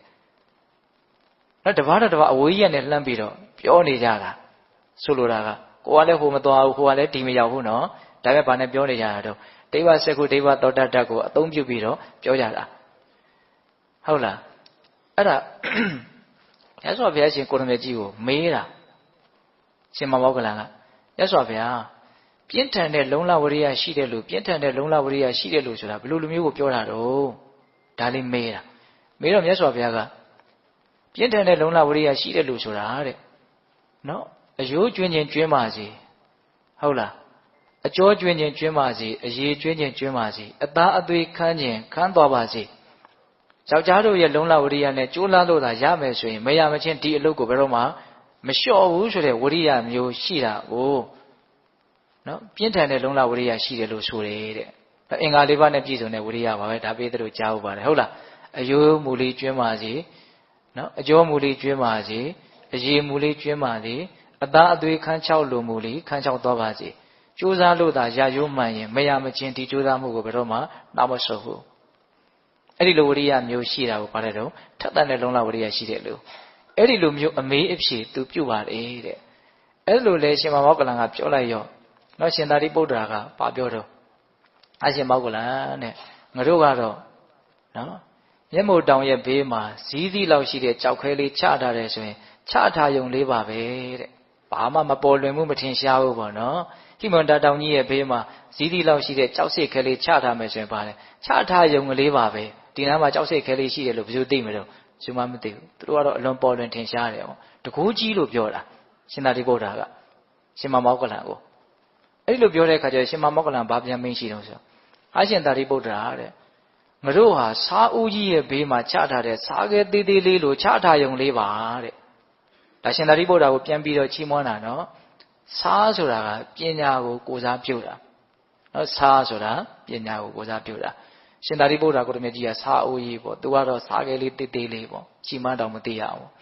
်သင်ဘာပဲပြောနေနေတဲ့ရှင်မမောက္ကလံကမြတ်စွာဘုရားရှင်ကိုရောမြတ်ကြီးကိုယ်တိုင်ကရှင်သာရိပုတ္တရာကိုချီးမွမ်းထားတဲ့ဂါထာတစ်ပုဒ်ရှိတယ်ဦးဇင်းကအလွတ်တော့မရအောင်အဓိပ္ပာယ်ကဘာပြောတော့ဆိုတော့ကျန်တဲ့ယဟန္တာတွေယဟန္တာဖြစ်ကြတဲ့ပုဂ္ဂိုလ်တွေရှိတယ်နော်သူတို့နိဗ္ဗာန်ကိုမြင်ကြတယ်နိဗ္ဗာန်ကိုမျက်မှောက်ပြုကြတယ်ကိလေသာအသောကုန်တဲ့ယဟန္တာဖြစ်တယ်ဆိုယဟန္တာဖြစ်ုံမျှတာပါတဲ့ယဟန္တာဖြစ်ကြတဲ့ပုဂ္ဂိုလ်တွေထဲမှာတိလံအဖြစ်တော်၎င်းပညာအဖြစ်တော်၎င်းရှင်သာရိပုတ္တရာကိုမှီတဲ့လူတပါးမှမရှိဘူးလို့အဲ့လိုမျိုးမြတ်စွာဘုရားကရှင်သာရိပုတ္တရာကိုချီးမွမ်းတာရှိတယ်ဟုတ်လားတိလံအဖြစ်ပညာအဖြစ်အရှင်မြတ်ကိုမှီတဲ့လူမရှိဘူးဒါကြောင့်ရှင်မမောက္ကလံကပြောတာနော်စားအိုးကြီးရဲ့ဘေးမှာဗါတယ်တော့စားခဲလေးရှင်သာရိပုတ္တရာကရှင်မမောက္ကလံကိုပြောဘယ်လိုပြောတာတော့နော်တောင်ကြီးကြီးရဲ့ဘေးမှာကြောက်စိတ်ခဲလေးချထားတယ်လို့အဲ့လိုပြောတာဒါအရှင်မြတ်ကြီးနှစ်ပါးရဲ့အနေအထားပေါ့နောက်ထပ်ဦးဇင်းတို့အရန်စိတ်ဝင်စားတဲ့အကောင်းတဲ့အကြောင်းအရာလေးတစ်ခုရှိတယ်အဲ့ဒါကတော့နော်သင်္ကန်းစာယူစရာနီးယူစရာအနေအထားလေးတွေပါတယ်ပေါ့နောက်အခါတစ်ပါးမှာအရှင်မြတ်ကြီးနှစ်ပါးအတူတူပဲသတင်းသုံးတယ်အဲ့ဒါဒီနေ့တော့ရှင်သာရိပုတ္တရာကလေနာယောဂပြင်းပြင်းထန်ထန်ဆွဲကပ်လို့အလွန်ဆင်းရဲပင်ပန်းတော်မူတယ်လို့ဆိုတယ်ဟုတ်လားသူတို့ကအလွန်နုညံ့သိမ်မွေ့တဲ့တတိသားတွေကနေဖြစ်လာတာနော်ဟုတ်လားအဲ့ဒီလိုလေနာယောဂနှိမ့်ဆက်လို့အရန်ဆင်းရဲပင်ပန်းနေတဲ့အချိန်မှာရှင်မမောက္ကလံရောက်လာပြီးတော့မေးတာပေါ့ဘလို့ဖြစ်တော့ဒီလိုဒီကြောင့်ပဲဒါနဲ့နေပါဦးငကိုတုံးကတော့ဒီလိုယောဂဖြစ်ဘူးသလားဖြစ်ဘူးတယ်အဲ့ဒီဖြစ်တုံးကတော့ဘာနဲ့ပျောက်ဘူးသလဲမေးတာပြီးတော့ငါရှင်တဲ့ငါလူဘွားတုံးကဒီလိုယောဂတစ်ခါဖြစ်တာအဲ့ဒါငါရဲ့မေတော်ကြီးကငါ့ကိုနော်နှုတ်ကနာထမင်းလေးချက်ပြီးတော့ကျွေးတာနော်ထောပတ်တို့ပြားရည်တို့စီဥတို့ပါထည့်ပြီးတော့နှုတ်ကနာထမင်းလေးချက်ပြီးတော့ကျွေးတာအဲ့ဒီနှုတ်ကနာစွန်းလေးကိုစားပြီးတော့ငါရဲ့လေနာယောဂပျောက်ဖူးတယ်လို့အဲ့ဒါကိုပြောတာပြောတဲ့အခါကျတော့ရှင်မမောက္ကလံကကင်ငါရှင်ငါမှတော့၎င်းသုံးဖို့တင့်မှတော့၎င်းဘုံကံရှိမယ်ဆိုရင်တော့ရနိုင်တန်ကောင်းပါရဲ့ဆိုပြီးတော့နောက်တပိတ်ကလေးပိုက်ပြီးတော့စွန့်ခံကြသွားတာသူ့ရဲ့အရှင်မြတ်အတွက်အရှာတာပေါ့ဟုတ်လားအဲ့ဒီမှာဖြစ်ချင်တာဘာလဲဆိုတော့ဒါကအရင်နေ့ညနေကဆွေးနွေးနေကြတဲ့စကားအသံပါဟုတ်လားအဲ့ဒါကိုဘုံမစိုးနဲ့တပါးကတယောက်ကကြားတာနဲ့တယောက်ကကြားတဲ့အခါကျတော့သူကလည်းရှင်သာရိပုတ္တရာကိုအရင်ကြည်ညိုတယ်ကြည်ညိုတော့ဘာလုပ်တုံဆိုတော့ရှင်မမောက္ကလံဆွမ်းခံသွားမဲ့အိမ်ကိုသွားပြီးတော့သူကအဲ့ဒီအိမ်ကကလေးတယောက်ကိုဝင်ပူးတာအဲ့ဒီနတ်ကအဲ့တော့လူတွေကဘာဖြစ်တုံဆိုတော့မှသူကပြောတာပေါ့ရှင်သာရိပုတ္တရာကိုနှုတ်ကနာဆန်းချက်ပြီးတော့ကတ်ရင်ကတ်မကတ်ရင်ဒီကလေးကိုမလွတ်ဘူးအဲ့တော့ဟိုကလူတွေက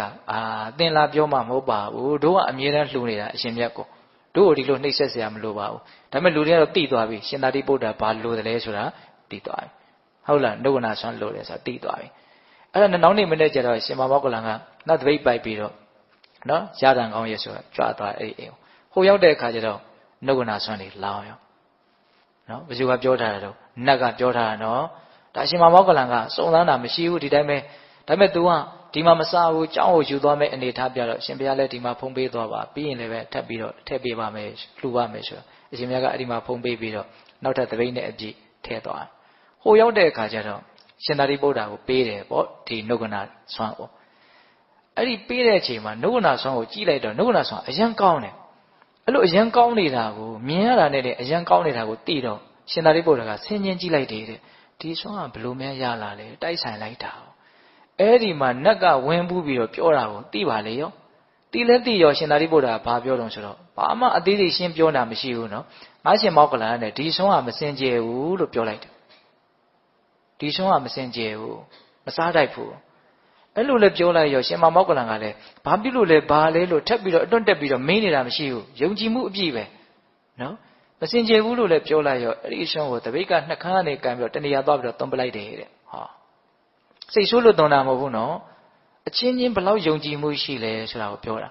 ာဟုတ်လား ဟောလည်းမစင်ကြယ်ဘူးလို့ပဲပြောလိုက်တယ်ဒီကလည်းဘာလို့မစင်ကြယ်တာလဲလို့ကိုမေးမနေဘူးငါယူလာတဲ့ဆွမ်းကိုမစင်ကြယ်ဘူးလို့ပြောရင်တချို့ဆိုစိတ်တူစရာရှိတာပေါ့နော်တွန်းပလိုက်တယ်အဲ့ဒီလိုလဲတွန်းလိုက်ရောနုဝနာဆွမ်းလဲမြေကြီးနဲ့ထိရောဟောကယောဂလည်းတခါလဲပျောက်သွားတယ်ဒါကဘာလဲဆိုတော့ဒီတီလရဲ့အစွမ်းလို့ဆိုရပါဆိုစောင့်စည်းနိုင်မှုပေါ့နော်တကယ်တမ်းကမြတ်စွာဘုရားကနော်ဝစီဝိညက်နှုတ်ဖြင့်တောင်းရခြင်းကိုမြတ်စွာဘုရားတားမြစ်တယ်ဒါအရှင်မြတ်ကတောင်းထားတာမဟုတ်ပါဘူးသို့တော်လည်းပဲဟိုနက်ကသွားပြီးတော့ပြောထားတဲ့ဝစီဝိညက်ကရှိနေတယ်အဲ့ဒါကိုပဲ तू ကမနှစ်သက်နိုင်ဘူးတကယ်တမ်းကအဲ့လောက်ကြီးတော့ဟိုမြတ်စွာဘုရားပြညတ်ထားတာတော့မဟုတ်ဘူးသို့တော်လည်းပဲ तू အဲ့လောက်လေးတောင်အစွမ်းထင်မခံနိုင်ဘူးပေါ့ဘလောက်ကြီးညိုစရာကောင်းလဲဆိုတာလေးကိုပြောပြတာပါဟုတ်လားအဲ့တော့ तू ကအဲ့လိုမျိုး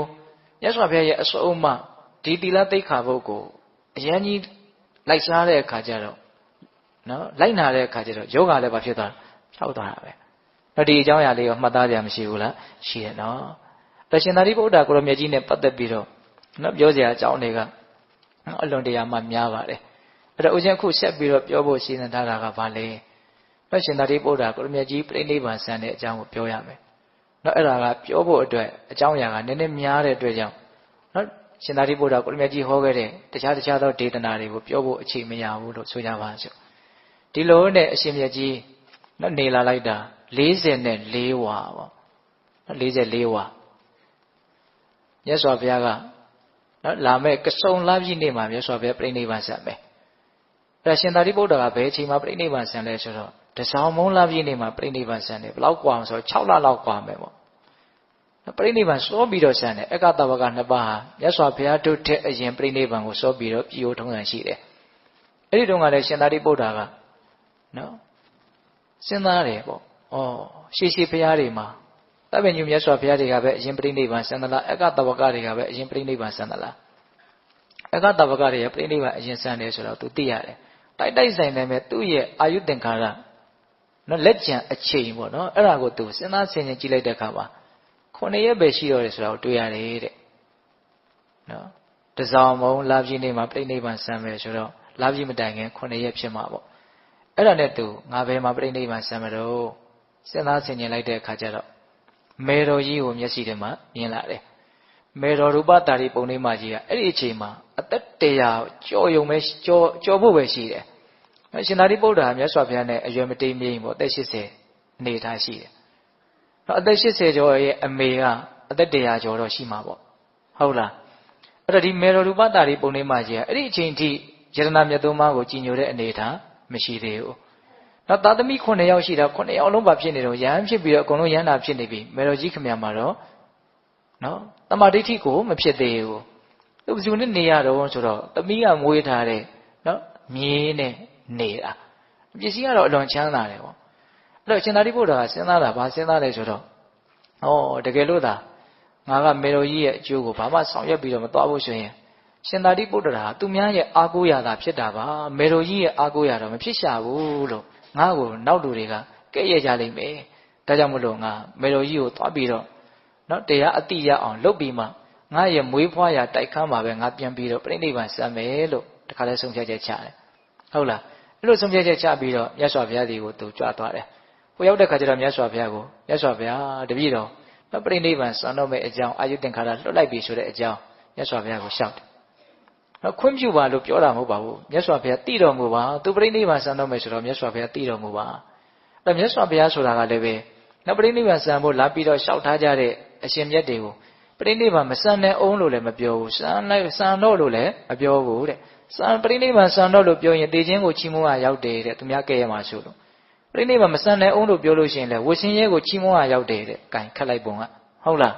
းပြိဋိဘံမဆံနဲ့အောင်လို့ပြောရင်ပါတယ်ဝရှင်ရဲကိုချီးမွမ်းရရောက်တယ်တဲ့ပြိဋိဘံဆံတော့လို့ပြောတော့လေတေခြင်းကိုချီးမွမ်းရရောက်တယ်တဲ့အဲ့တော့မြတ်စွာဘုရားဘလို့မိန့်ရှိတုံးဆိုတော့မင်းဘယ်မှာပြိဋိဘံဆံမှာတုံးလို့မေးတယ်တဲ့ဟုတ်လားအဲ့တော့ရှင်သာရိပုတ္တရာကမေတော်ရဲ့နော်အိမ်ကိုသွားပြီးတော့မွေးဖွားရတိုက်ခန်းမှာပြိဋိဘံဆံပဲဒီတော့မြတ်စွာဘုရားကနော်တင့်လို့တာဝကမျိုးနောက်ထပ်တွေ့ရဖို့ဆိုတာမဖြစ်နိုင်တော့ဘူးဒါကြောင့်မို့လို့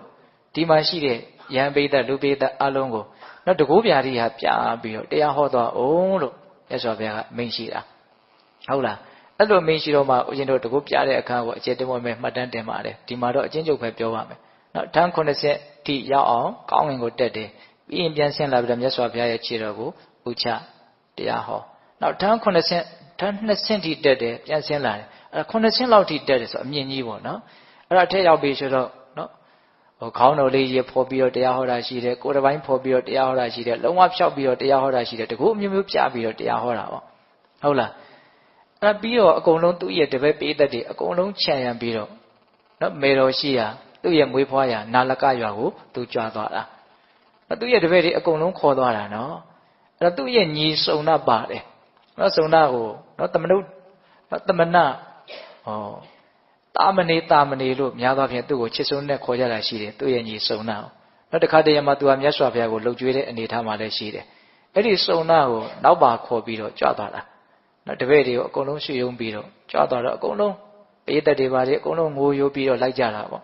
ဒါမဲ့လို့အကုန်လုံးကိုနှစ်သိမ့်ရင်ပြီးတော့နော်ဒီလမ်းကဘယ်သူမှလွတ်ကင်းနိုင်တဲ့လမ်းမဟုတ်ဘူးအလုံးဟာမမိမလျော့နေကြဆိုပြီးတော့ကြွသွားတာတည်တည်ငြိမ်ငြိမ်ပေါ့နော်အဲ့လိုကြွသွားတဲ့ခါကျတော့ဦးဇင်းတို့နာလကရွာရွာကောင်းရင်ရောက်တဲ့ခါကျတော့သူ့ရဲ့တူတော်ဥပယေဝရနဲ့တွေ့တဲ့ခါကျတော့မင်းဖွားရှိလားအိမ်မှာရှိပါတယ်ဆိုတော့အေးအဲ့လိုဆိုရင်သွားအဖကိုသွားပြောနော်ငါအတွက်အိယာတိုက်ခန်းတစ်ခုပြင်ဆင်ထားလိုက်နောက်ပါရဟန်း900ပါတယ်အဲ့ဒါအတွက်လည်းပဲနေရာပြင်ထားလိုက်လို့မေတော်ကြီးကိုပြောလိုက်အဲ့ဒါနဲ့ဥပယေဝရကသွားပြီးတော့ပြောတော့မေတော်ကြီးကဩငါရဲ့သားနော်ငယ်တုန်းကရဟန်းပြူတော့ခုကြီးမှလူမြန်းထွက်ချင်လေသလားမသိဘူးလို့မေတော်ကြီးအဲ့လိုစဉ်းစားတယ်တဲ့ဟုတ်လားဒီအသက်80ကိုပဲလူထွက်ချင်တယ်လို့မြန်းသူကထင်နေသေးတာသိလားအဲ့ဒါနဲ့သားရဲ့ပုံမှာချစ်ခင်မြတ်နိုးမှရှိတယ်ဒါသူ့ရဲ့သားဦးပဲလေရှင်သာရိပုတ္တရာကဟုတ်လားအဲ့ဒါနဲ့အကုန်လုံးနေရာတွေပါတွေပြင်ပြီးတော့ထားတယ်နော်အဲ့လိုနေရာပြင်ထားတဲ့အခါညရောက်လာပြီဆိုတော့နော်ရှင်သာရိပုတ္တရာမှာအလွန်ပြင်းထန်တဲ့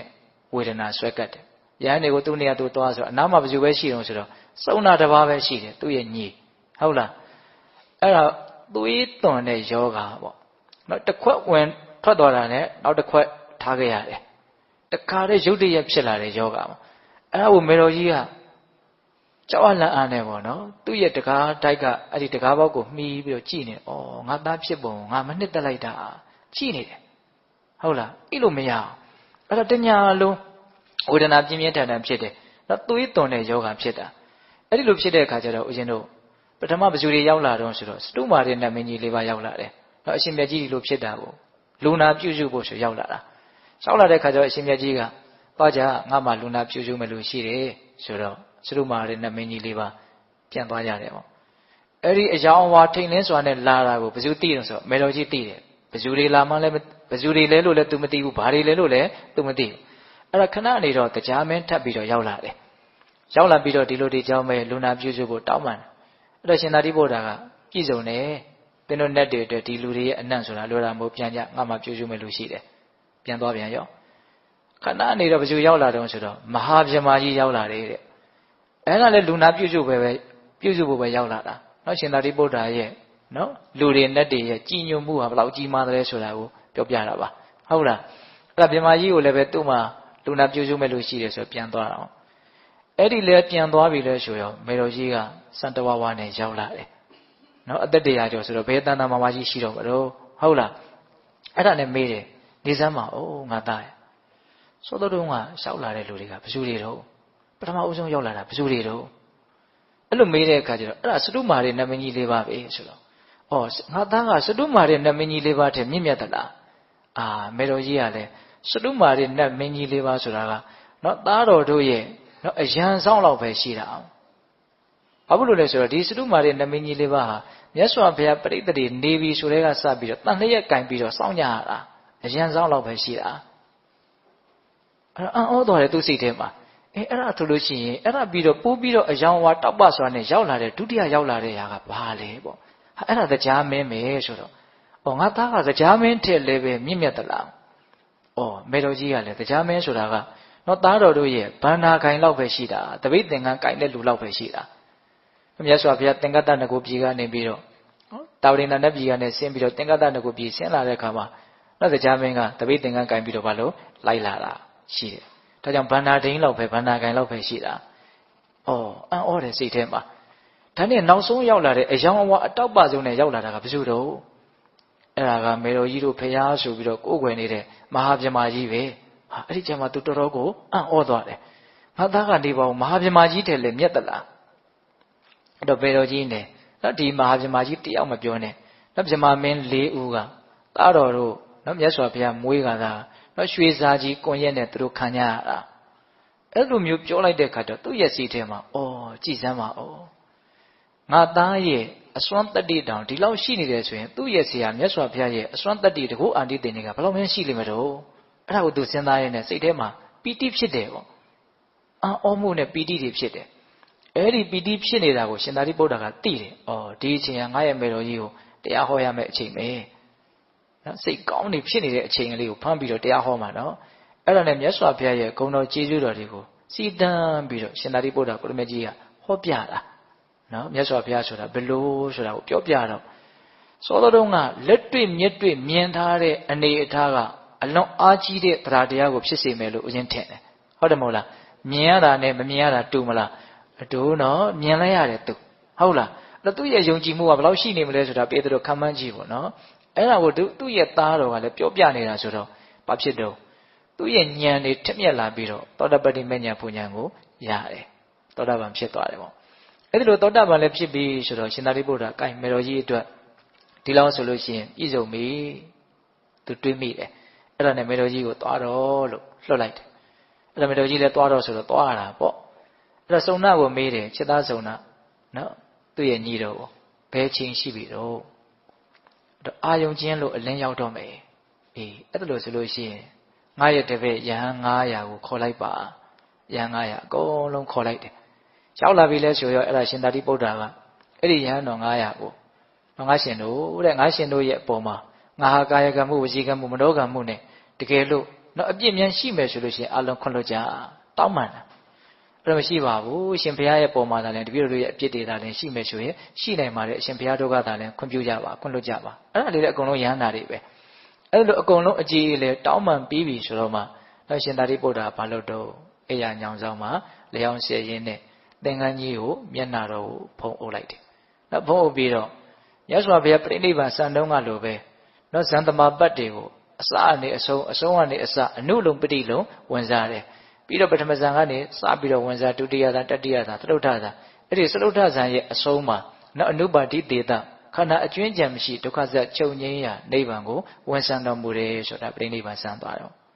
အဲ့ဒီလိုပြိဋိဘံစံတဲ့အချိန်မှာမြေကြီးအကြီးကျယ်တုန်လှုပ်ခြောက်ခြားတယ်နော်အဲ့ဒီမြေကြီးအကြီးကျယ်တုန်လှုပ်ခြောက်ခြားတော့စောသွားမေတော်ကြီးကမတိပဲနေမလားပြန်ရောက်လာတယ်ပြန်ရောက်လာတဲ့ခါကျတော့စမ်းကြည့်တော့သားတော်ကဘာလို့အသက်မရှိတော့ဘူးပေါ့နော်အရက်ပြောနေပြောမယ်ဆိုရင်အဲ့ဒီကြတော့မှသူအကြီးအကျယ်ငိုတော့တာပဲဒကမာကြီးကဩကြည်စမ်းမအောင်တော့နော်ငါငယ်ရွယ်စဉ်အခါတုန်းကတော့ငါရဲ့ဒီတရားကိုသိအောင်လုပ်ပြီးတော့နော်ငါရဲ့အိမ်ကိုကြွလာတာမရှိဘူးအခုငါသိပြီလဲဆိုတော့ဒီငါသားကြီးအမှုပြုတဲ့ယဟန်တန်ဃာတွေကိုငါဟာသင်္ကန်းလဲလှုပ်ခွင့်မရှိတော့ဘူးကြောင်းဆောက်ပြီးတော့လဲလှုပ်ခွင့်မရှိတော့ဘူးဆွန်လဲကတ်ခွင့်မရှိတော့ဘူးဆိုသူတီးထန်စွာငိုကြွေးတယ်အဲ့ဒီကမကြီးအယံတနာစရာကောင်းပါတယ်ဟုတ်လားအဲ့ဒါအာရအောင်ငိုပြီးတော့အာယုံချင်းလို့အလင်းရောင်လဲလာပြီဆိုတော့နော်ဒီအရှင်မြတ်ရဲ့နော်တာရုကိလနာသဘင်လို့ဆိုကြပါစို့အဲ့ဒါအတွက်သူကအများကြီးရှိမှန်းတယ်အဲ့ဒီမှာပြောထားတာကတော့တရားမင်းကိုယ်တိုင်ကဝိတ္တယုံနတ်သားကိုလွတ်ပြီးတော့နော်ပုံမိမှန်တွေပါတိစောက်ခိုင်းတယ်လို့တောင်ဆိုပါတယ်အဲ့ဒီဇာပနာပွဲလို့ဆိုကြပါစို့နော်အလွန်ကြီးမားတဲ့နော်တာရုကိလနာသဘင်ကြီးဖြစ်တယ်ပေါ့အဲ့ဒီမှာဦးဇင်းတို့အတူချုပ်ပြီးတော့ပြောရလို့ရှိရင်အဲ့ဒီလိုရှင်သာရိပုတ္တရာရဲ့ဇာပနာပွဲနောက်ဆုံးနော်ရှင်သာရိပုတ္တရာရဲ့ယုတ်ကလတ်တော်ကိုနော်မိသကြိုပြီးတော့ဘာဖြစ်တုံးဆိုတော့ဓာတ်တော်ကြားတယ်ပေါ့နော်အဲ့ဒီဓာတ်တော်တွေကိုရေစစ်ထဲမှာထည့်ပြီးတော့ရှင်သာရိပုတ္တရာသုံးဆွဲခဲ့တဲ့သင်္ကန်းတပိတ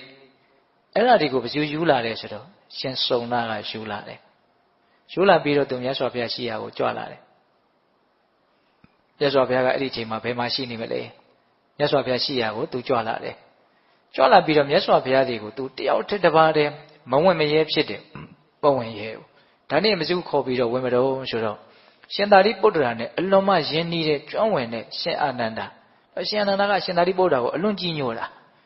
နော်အလွန်မှလည်းယဉ်နီးတယ်ရှင်အာနန္ဒာရဲ့အကြောင်းကိုပြောတဲ့အခါမှာရှင်သာရိပုတ္တရာရဲ့အကြောင်းတွေကလည်းပါလာလိမ့်မယ်ဟုတ်လာ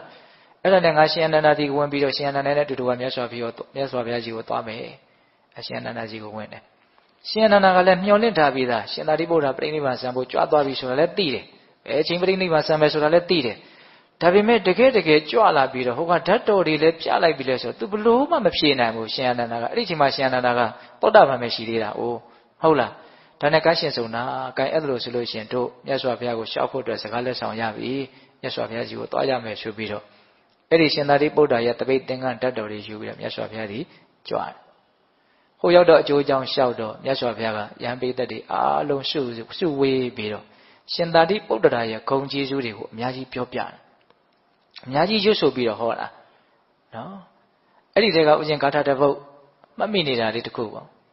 ့နော်မြေကြီးအလားတီးခံတဲ့စိတ်ရှိတဲ့ရှင်သာရိပုတ္တရာကိုရည်ညွှန်းတာနော်မြေကြီးအလားတီးခံတဲ့စိတ်ရှိတဲ့နော်စိတ်အလိုကိုကိုကမလိုက်ဖဲနဲ့ကိုကသာလဲကိုကစိတ်အလိုကိုမလိုက်ဖဲနဲ့စိတ်ကိုသာလဲကိုယ့်ရဲ့အလိုကိုလိုက်စေနိုင်တဲ့ဒါလည်းဘယ်သူကိုရည်ညွှန်းတာတုံးဆိုတော့ရှင်သာရိပုတ္တရာကိုပဲရည်ညွှန်းတာနော်တတ္တဝါတွေရဲ့ပုံမှာအလွန်မှတနာတတ်တဲ့အလွန်မှလည်းပဲစောင့်ရှောက်တတ်တဲ့စိတ်နှလုံးအလွန်မှငြိမ်းအေးတဲ့သဘောရှိတဲ့နော်ဒီအရှင်မြတ်ဟာပြိဋိဘံဆံသွားခဲ့ပြီလောကကြီးကပျောက်ကွယ်သွားခဲ့ပြီအဲ့လိုမျိုးဂါထာပေါင်းများစွာမြတ်စွာဘုရားရွတ်ဆိုပြီးတော့ဟောတာအဲ့လိုရွတ်ဆိုနေတဲ့အချိန်မှာအလုံးကဓမ္မတန်ဝေကနဲ့ငြိမ်နေကြတယ်ပေါ့မငြိမ်နိုင်တာကဘယ်လိုလဲဆိုတော့ရှင်အနန္ဒာပဲရှင်အနန္ဒာကဘယ်လိုဖြစ်နေတုံးဆိုတော့စာထဲမှာရေးပြထားတာလေးကတော်တော်တောင်ဝမ်းပူကြကောင်းတယ်နောက်ဦးဇင်းမင်းအဲ့ဒီအကြောင်းကိုဖတ်ပြီးတော့လေဘင်းတော်နဲ့ကြီးတယ်ရှင်အနန္ဒာကဘယ်လိုဖြစ်နေတုံးဆိုတော့ကြောင်ရဲ့ရှေ့မှာရောက်နေတဲ့ကြွက်လေးလိုဖြစ်နေတယ်တဲ့ထောက်တီးရမရပြာရခတ်နေတယ်ဟိုဘက်လဲလိုက်ဒီဘက်လဲလိုက်ဘလို့မှသူမနေနိုင်မြတ်စွာဘုရားကအဲ့ဒီဂုဏ်တွေကိုဟောလေးသူကဘလို့မှနေလို့မရလေလေအဲ့ဒါနဲ့ဟောလေပြီးပြီဆိုတော့ရှင်အနန္ဒာကမြတ်စွာဘုရားဘာလျှောက်လို့ဆိုမြတ်စွာဘုရားတဲ့တပည့်တော်ရှင်သာရိပုတ္တရာပြိဋိဘံစံတယ်လဲကြားရောတပည့်တော်ရဲ့စိတ်တရားအကုန်ခြားလဲသွားတယ်တဲ့အရက်မျက်နှာတွေတောင်ဘယ်ဟာအရှိဘယ်ဟာအနောက်လို့တပည့်တော်အခုမသိဘူးတဲ့သူ့စိတ်ဘယ်လောက်ဖြစ်သွားတော့တရားတွေလည်းမေ့နေတယ်တဲ့နော်သူ့ရဲ့တောကပရိဒေဝသူ့ကိုအကြီးကျယ်ပါဖြစ်နေတော့လွှမ်းမိုးနေတာနော်တရားတွေလည်းတပည့်တော်မေ့နေတယ်တဲ့အကုန်လုံးခြားလဲနေတယ်ခန္ဓာကိုယ်ကြီးကလည်းလေးလံတောင့်တင်းနေတယ်နေလို့ထိုင်လို့လည်းမကောင်းဘူးအဲ့ဒီလိုမျိုးလျှောက်တော့မြတ်စွာဘုရားဗာမင်းရှိတော့စိတ္တအနန္ဒာတဲ့နေစမ်းမအောင်မင်းကအဲ့လိုခံစားရအောင်ကတာရိပုတ္တရာကမင်းရဲ့သီလအစုသမာဓိအစုပညာအစုတွေကိုယူပြီးတော့ပြိဋိဘံဆံသွားလို့လားတဲ့နော်ခက်ကြမေခွန်းလို့တောင်ဆိုနိုင်တယ်နော်ဒီလောက်ကြီးဆင်းရဲနေတာကသင်ရဲ့သီလသမာဓိပညာကိုရှင်သာရိပုတ္တရာကယူပြီးတော့ပြိဋိဘံဆံသွားလို့လားတဲ့ဒီတော့ရှင်အနန္ဒာကမြတ်စွာဘုရားတဲ့အဲ့ဒါလိုယူပြီးတော့ပြိဋိဘံဆံသွားတာတော့မဟုတ်ပါဘူးတဲ့ဒါပေမဲ့လို့ရှင်သာရိပုတ္တရာတပည့်တော်ရဲ့ပုံမှာအလွန်ကောင်းတယ်သတင်းသုံးပေါ်ယဟန်တန်ဃာတွေရဲ့ပုံမှာအလွန်ကောင်းတယ်အလွန်ဆောင်ရှောက်တယ်အလွန်တနာကျင်နာတယ်အလွန်မှကောင်းကျိုးချမ်းသာကိုရဖို့အတွက်နော်အစသာအရာရာဆုံးမပေးတယ်အလွန်မှအာကိုအာရပြုရတယ်အရှင်မြတ်ကြီးပါဒါကြောင့်ဒီရောစိတ်ထဲမှာဘလို့မှဖြေလို့မရဘူးလို့ရှောက်တယ်ဒီတော့မြတ်စွာဘုရားကဒီအာနန္ဒာအလွန်တရာမှစိတ်ဟာပင်ပန်းနေတယ်နော်ဒါကြောင့်ရှင်အာနန္ဒာကိုတတ်တအောင်တက်တာရအောင်ငါတရားဟောမှဖြစ်မယ်မြတ်စွာဘုရားကနော်ရှင်အနန္ဒာပင်ပန်းနေတာကိုမြတ်စွာဘုရားသိတယ်နော်စိတ်နှလုံးအလွန်ပင်ပန်းနေတယ်အဲ့ဒါနဲ့မြတ်စွာဘုရားဘာဟောတော့ဆိုတော့စိတ္တအနန္ဒာတဲ့ဟောဒီတတ္တဝသင်္ခါရတို့နဲ့နော်ရှင်ကွဲကွဲခြင်းဆိုတဲ့နာနာဘာဝတေကွဲကွဲခြင်းဆိုတဲ့ဝိနာဘာဝနော်ဘဝချားပြီးတော့ကွဲသွားခြင်းလို့ဆိုတဲ့အညထဘာဝဒီလိုကွဲကွာခြင်းတရားတွေကိုအစကနဦးတွေကစစောစီးစွာငါအများကြီးဟောထားပြီးသားမဟုတ်ပါလားတဲ့နော်ဒီလောကကြီးရဲ့သဘောဘဝရဲ့သဘောကအဲ့ဒီခွဲခွာခြင်းကိုစဉ်းစားကြည့်ရင်လည်းပဲအနှစ်သာရကင်းမဲ့လာကြည်တကားဆိုတဲ့အမြင်ကိုလည်းရနိုင်မယ်လို့ထင်တယ်ဟုတ်လားဘယ်သူမှအတူတူသာဝရနေခွင့်မရှိပါဘူးဟုတ်တယ်မဟုတ်လားအလုံးဟာတစ်ချိန်မှာဘယ်သူကလည်းဘယ်ရောက်တော့မှမသိကိုကလည်းဘယ်ရောက်တော့မှမသိဟုတ်တယ်မဟုတ်လားအခုတည်းလည်းတွေ့တုံးကြုံတုံးကိုဘာလို့နေကြတော့ပျော်ဆိုပေါင်းတင်ဆက်ဆန်းပြီးတော့နေကြလားနောက်တစ်ချိန်ကျတော့သူလည်းဘယ်ရောက်တော့မှမသိကိုလည်းဘယ်ရောက်တော့မှမသိအဲ့ဒီဘယ်ရောက်လို့ဘယ်ရောက်သွားကြမှမသိမဲ့အနေထားကြီးကိုပိတ္တတို့လှမ်းပြီးတော့စဉ်းစားကြည့်ပါလားဘယ်လိုခံစားချက်များရှိမလဲဟုတ်လားဘာတွေအရေးကြီးလဲစဉ်းစားကြည့်ပေါ့နော်ခုမြတ်စွာဘုရားအဲ့ဒါကိုဟောတာဒီလိုကိုယ်ကွင်းချင်းခွဲခွာခြင်းဆိုတဲ့အကြောင်းအရာကိုငါအစောကြီးတည်းကဟောထားတာတဲ့ဒါသဘာဝတရားကြီးဒါကိုမဖြစ်ပါစေနဲ့လို့တောင်းတလို့ဘယ်နည်းနဲ့မှမရနိုင်ဘူးဒါလောကကြီးရဲ့သဘာဝလက်သစ်ပင်အပင်အကြီးကြီးရဲ့အကြီးဆုံးသောအကိုင်းကြီးကျိုးကျသွားသလိုနော်ငါဘုရားရှင်ကိုရမေကြီးရဲ့အကြီးဆုံးအဂတဝကရှင်သာရိပုတ္တရာပြိဋိဘံဆံသွားခဲ့ပြီ ဒါကြောင့်မလို့အာနန္ဒာတဲ့ဒီလောကကြီးမှာကိုသာနဲ့အာကိုပြီးတော့နေကြကိုကလွဲလို့တခြားဘယ်သူကိုမှအာမကိုပဲနဲ့ကိုအာကိုနေကြတရားကိုသာနဲ့အာကိုပြီးတော့နေကြတရားကလွဲလို့ဘယ်အရာကိုမှအာမကိုပဲနဲ့နေကြနှစ်ချက်ပြောတယ်နော်ကိုကလွဲလို့တခြားဘယ်သူကိုမှအာမကိုနဲ့ကိုပဲအာကိုအာကိုဆိုတဲ့နေရာမှာဘယ်လိုကိုကအာကိုမှာတော့တရားရှိတဲ့ကိုဒီသာလည်းကိုအတွက်အာကိုရာဖြစ်မှာမှုလို့တရားကလွဲလို့တခြားဘယ်ရာကိုမှအာမကိုပဲနဲ့တရားကိုသာအာကိုပြီးတော့နေကြလို့ဆက်ပြီးတော့အမိန့်ရှိတာအဲ့ဒီလိုတရားကိုအာကိုပြီးတော့နေကြဆိုလေဘယ်တရားကိုအာကိုရမှာတော့ဆိုတဲ့မေခွန်းရှိလာပြန်တယ်နော်အဲ့ဒါကြတော့မြတ်စွာဘုရားဘယ်လိုပြောတော့တတိပဋ္ဌာန်တရား၄ပါးကိုအာကိုပြီးတော့နေကြလို့အဲ့လိုအမိန့်ရှိတာနော်မိမိရဲ့ယုတ်ကာယရဲ့သဘောပါကိုအမှန်တိုင်းသိအောင်မိမိရဲ့ခံစားချက်ဝေဒနာတွေရဲ့ပေါ်စိတ်တွေရဲ့ပေါ်သဘာဝတရားတွေရဲ့ပေါ်မှာအမှန်ကန်သိအောင်ဖြစ်တိုင်းတော့ဒီသဘာဝတရားတွေရဲ့ပေါ်မှာသတိထားပြီးတော့နေတဲ့လုပ်ငန်းစဉ်ကိုတတိပဋ္ဌာန်ဘာဝနာပွားများခြင်းလို့ပေတတို့နားလည်ထားကြပြီးသားဟုတ်လားအဲ့ဒါတကယ်အားကိုးရအစ်စ်အမှန်အဲ့ဒီတတိပဋ္ဌာန်တရား၄ပါးပဲရှိတယ်ဘာလို့တော့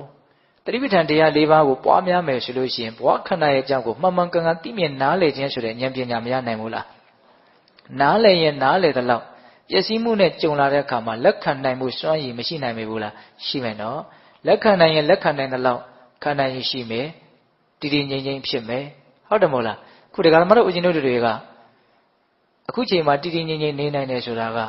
ပျက်စီးမှုနဲ့မကြုံကြသေးလို့နေနိုင်ကြတာပါပြောရလို့ရှိရင်မတည်ငြိမ်စရာအကြောင်းတရားမတွေ့သေးလို့တည်တည်ငြိမ်ငြိမ်နေနိုင်တာမတည်ငြိမ်စရာအကြောင်းတွေ့ပြီဆိုတာနဲ့တည်ငြိမ်မှုတွေကဘာဖြစ်သွားတော့ပြတ်ပြားသွားမယ်အခုကတော့ဟန်နဲ့ပန်နဲ့နေနေတာပဲလေစိတ်ညစ်တယ်လည်းမရှိဘူးစိတ်ဆင်းရဲတယ်လည်းမရှိဘူးကိုယ့်ကိုအေးဆေးဆေးလို့ထင်ရတယ်ပေါ့ဟုတ်လားဒါပေမဲ့နော်မတည်ငြိမ်စရာတုံလှုပ်စရာအကြောင်းတွေတွေ့လာပြီဆိုတာနဲ့ပုထုဇဉ်တရားတွေကဘာဖြစ်ကြမလို့တုံလှုပ်ကြမှာပေါ့ဖောက်ပြန်ကြမှာပေါ့စိတ်ဓာတ်တွေကဟုတ်တယ်မဟုတ်လားဒါကိုကြိုးပြီးတော့နားလည်ထားဖို့မလိုဘူးလားဘာဖြစ်လို့တည်ငြိမ်မှုပြတ်ပြားသွားတာတော့လို့မေးရင်ပျက်စီးမှုနဲ့ကြုံတာကိုရင်မဆိုင်နိုင်ဘူးလက်မခံနိုင်ဘူးဘာလို့လက်မခံနိုင်တာတော့နားလည်မှုမပြည့်ဝအောင်ဘောခန္ဓာရဲ့အကြောင်းကိုနားလည်မှုမပြည့်ဝအောင်ဒီနေရာမှာဦးဇင်းတို့နော်ဆရာတော်ကြီးတစ်ပါးပေးထားတဲ့ဥမာလေးကိုဦးဇင်းကအလွန်သဘောကျတယ်နော်လူတစ်ယောက်ကမြေကမ်းပါးမှာရက်ပြီးတော့မြည်ရည်တွေတန်းစီးဆင်းနေတာကိုကြည့်ပြီးတော့ဒီမြည်ရည်တွေကမစီးဆင်းဘဲနဲ့ရက်တက်နေရင်ကောင်းမှာပဲသူတောင်းတတယ်ဒီမြည်ရည်တွေကပြန်ပြီးတော့မြအပေါ်ကိုဆန်းတက်ရင်ကောင်းမှာပဲလို့အဲ့လိုစိတ်များရှိမယ်ဆိုရင်အဲ့ဒီလူကိုလူတွေကဘယ်လိုပြောမလို့ရွတ်သွတ်နေတဲ့လူလိုပဲပြောမှာပေါ့ဟုတ်တယ်မဟုတ်လားမြည်ရည်ကအပေါ်ပြန်စီးဖို့ဆိုတာဖြစ်နိုင်မလား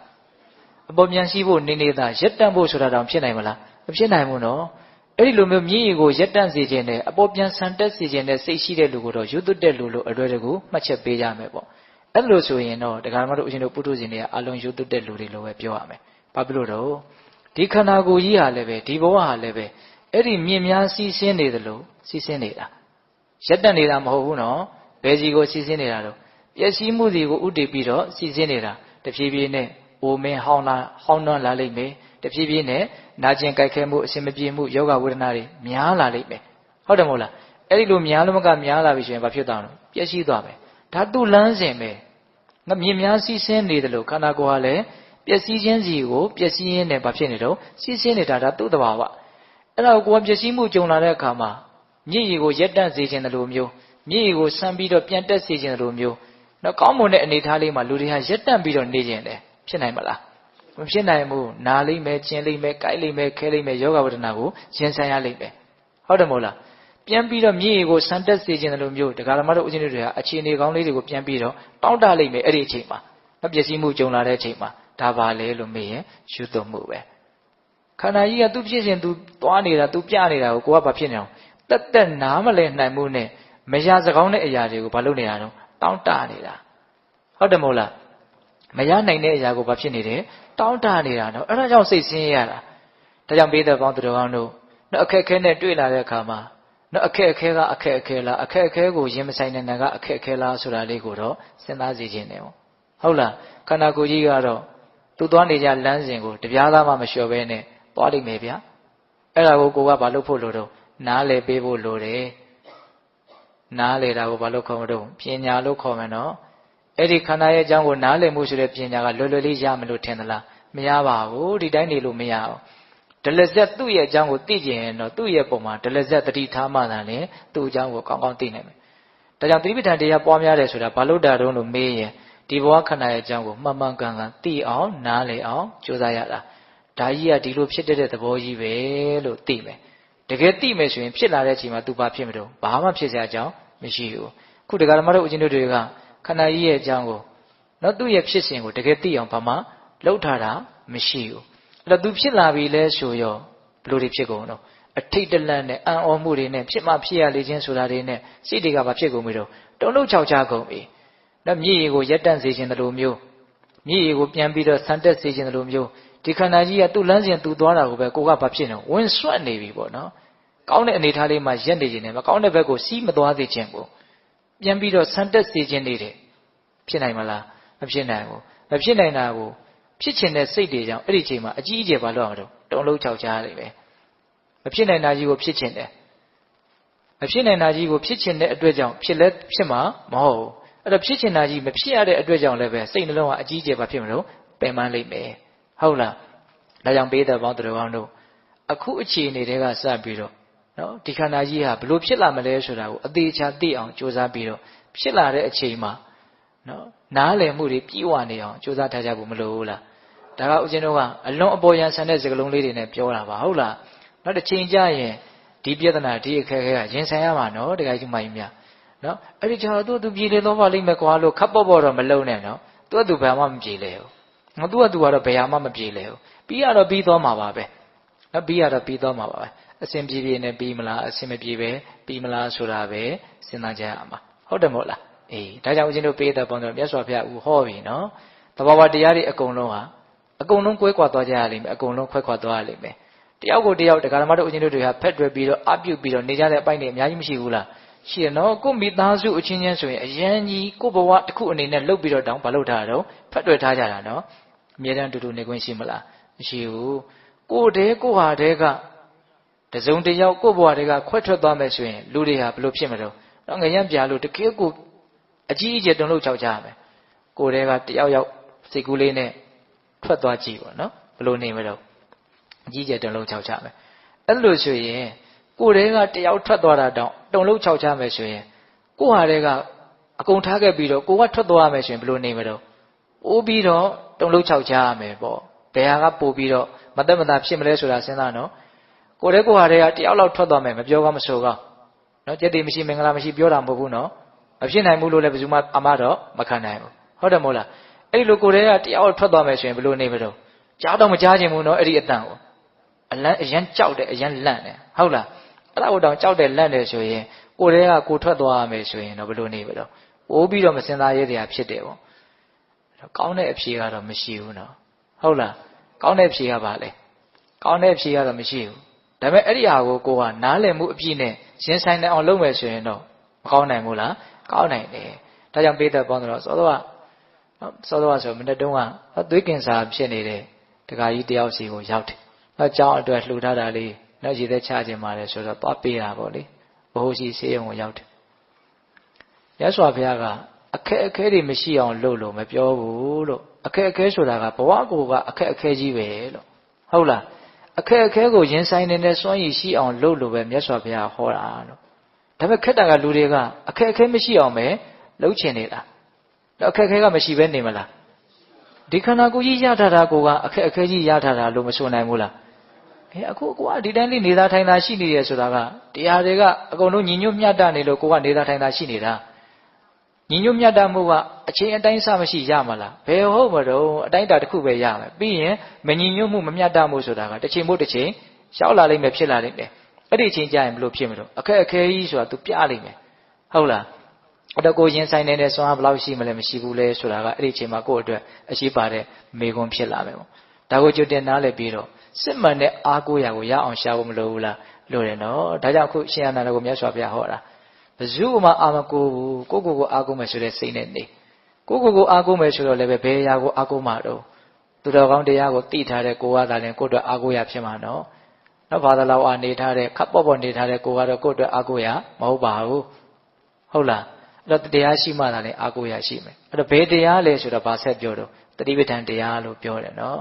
အဲ့တော့ကိုယ့်ဘဝကိုယ်ခန္ဓာရဲ့အကြောင်းကိုသိမြင်နားလည်မှုရှိအောင်ကြိုးစားအထောက်ခြင်းလို့ဆိုတဲ့ဒီသတိပဋ္ဌာန်ဘာဝနာအလုတ်တည်တာနဲ့တခုတည်းသောအားကိုးရာဆိုတာဒီဒေသနာရမထင်ရှားဘူးလားထင်ရှားတယ်အဲ့လိုမြတ်စွာဘုရားကရှင်အနန္ဒကိုတောကကင်းငြိမ်းအောင်တရားဒေသနာဟောပြရတယ်ပေါ့ဒါကဥရှင်တို့နော်ရှင်သာရိပုတ္တရာကိုရမြတ်ကြီးပြိဋိဘံဆန်တဲ့အကြောင်းပေါ့ဟုတ်လားအဲ့တော့တရားဟောတာလည်းပဲဥရှင်တို့တနာရီနဲ့15မိနစ်ရှိသွားပြီနော်အဲ့တော့ဒီကနေ့ပြောခဲ့တာဘာတွေတုံးများနော်ရှင်သာရိပုတ္တရာကိုရမြတ်ကြီးဟောခဲ့တဲ့တရားတွေတဲကနော်စမိဆက်ရလေးတွေစိတ်ဝင်စားတဲ့ကောင်းတာလေးတွေကိုဥရှင်တို့ပြောပါတယ်အထူးသဖြင့်တော့အနင်္ဂနသုတ်တံပေါ့နော်အညစ်အကြေးဆိုတာဘာကိုပြောတာလဲဆိုတာလေးနဲ့ပတ်သက်ပြီးတော့မပြောခဲ့ဘူးလားပြောတယ်နော်ရှင်သာရိပုတ္တရာနဲ့ရှင်မောဂလန်ကိုရမြတ်ကြီးတို့ရဲ့နော်ဘဝအတွေ့အကြုံတွေအနေအထားလေးတွေပေါ့မပြောခဲ့ဘူးလားပြောခဲ့တယ်နော်မွေးကျေးဇူးဆက်ခြင်းဆိုတဲ့ရှင်သာရိပုတ္တရာကိုရမြတ်ကြီးရဲ့ပြိဋိဘံဆန်တဲ့အကြောင်းအရာနော်များသောအားဖြင့်တော့ဒီအကြောင်းအရာလေးတွေကပေတပေါင်းသူတော်ကောင်းတို့ကသိထားကြပြီးသားနားလည်ထားကြပြီးသားအကြောင်းအရာလေးတွေပါဟုတ်လားသို့တော်လည်းပဲတစုတစည်းတည်းနော်စက်မိအောင်ဆိုတာဦးဇင်းတို့ပြောပါတယ်မနေ့တုန်းကအပိုင်း1ဒီနေ့အပိုင်း2ပေါ့နော်မနေ့ပြန်ဆိုလို့ရှိရင်တော့ရှင်မောဂလန်ကိုရမြတ်ကြီးရဲ့အကြောင်းကိုဦးဇင်းတို့ပြောဖို့စီစဉ်ထားပါတယ်ဟုတ်လားဒါကြောင့်ပေတပေါင်းသူတော်ကောင်းတို့ဒီကနေ့ညရှင်သာရိပုတ္တရာမထေရမြတ်ကြီးရဲ့အကြောင်းကိုနာယူကျင့်ကြံခဲ့ရတဲ့ကုသိုလ်ကောင်းမှုတွေရှိရနော်အဲ့ဒီကုသိုလ်ကောင်းမှုတို့နဲ့တကွပြုလုပ်အပ်သောဒါနသီလသမာဓိပညာကုသိုလ်ကောင်းမှုအရှုစုတို့ရဲ့အစွမ်းတတ္တိကြောင့်ဘုရားတပည့်တော်တို့သည်မဉ္ဇဉ်ဖူးဉဏ်မျက်နှိပ်ပံကိုလင်းမြန်ထုတ်ချောက်မျက်မှောက်ပြုပရာစေကုန်သောဟုပတ္တနာအောင်စုပြုကြခုံရာတည်း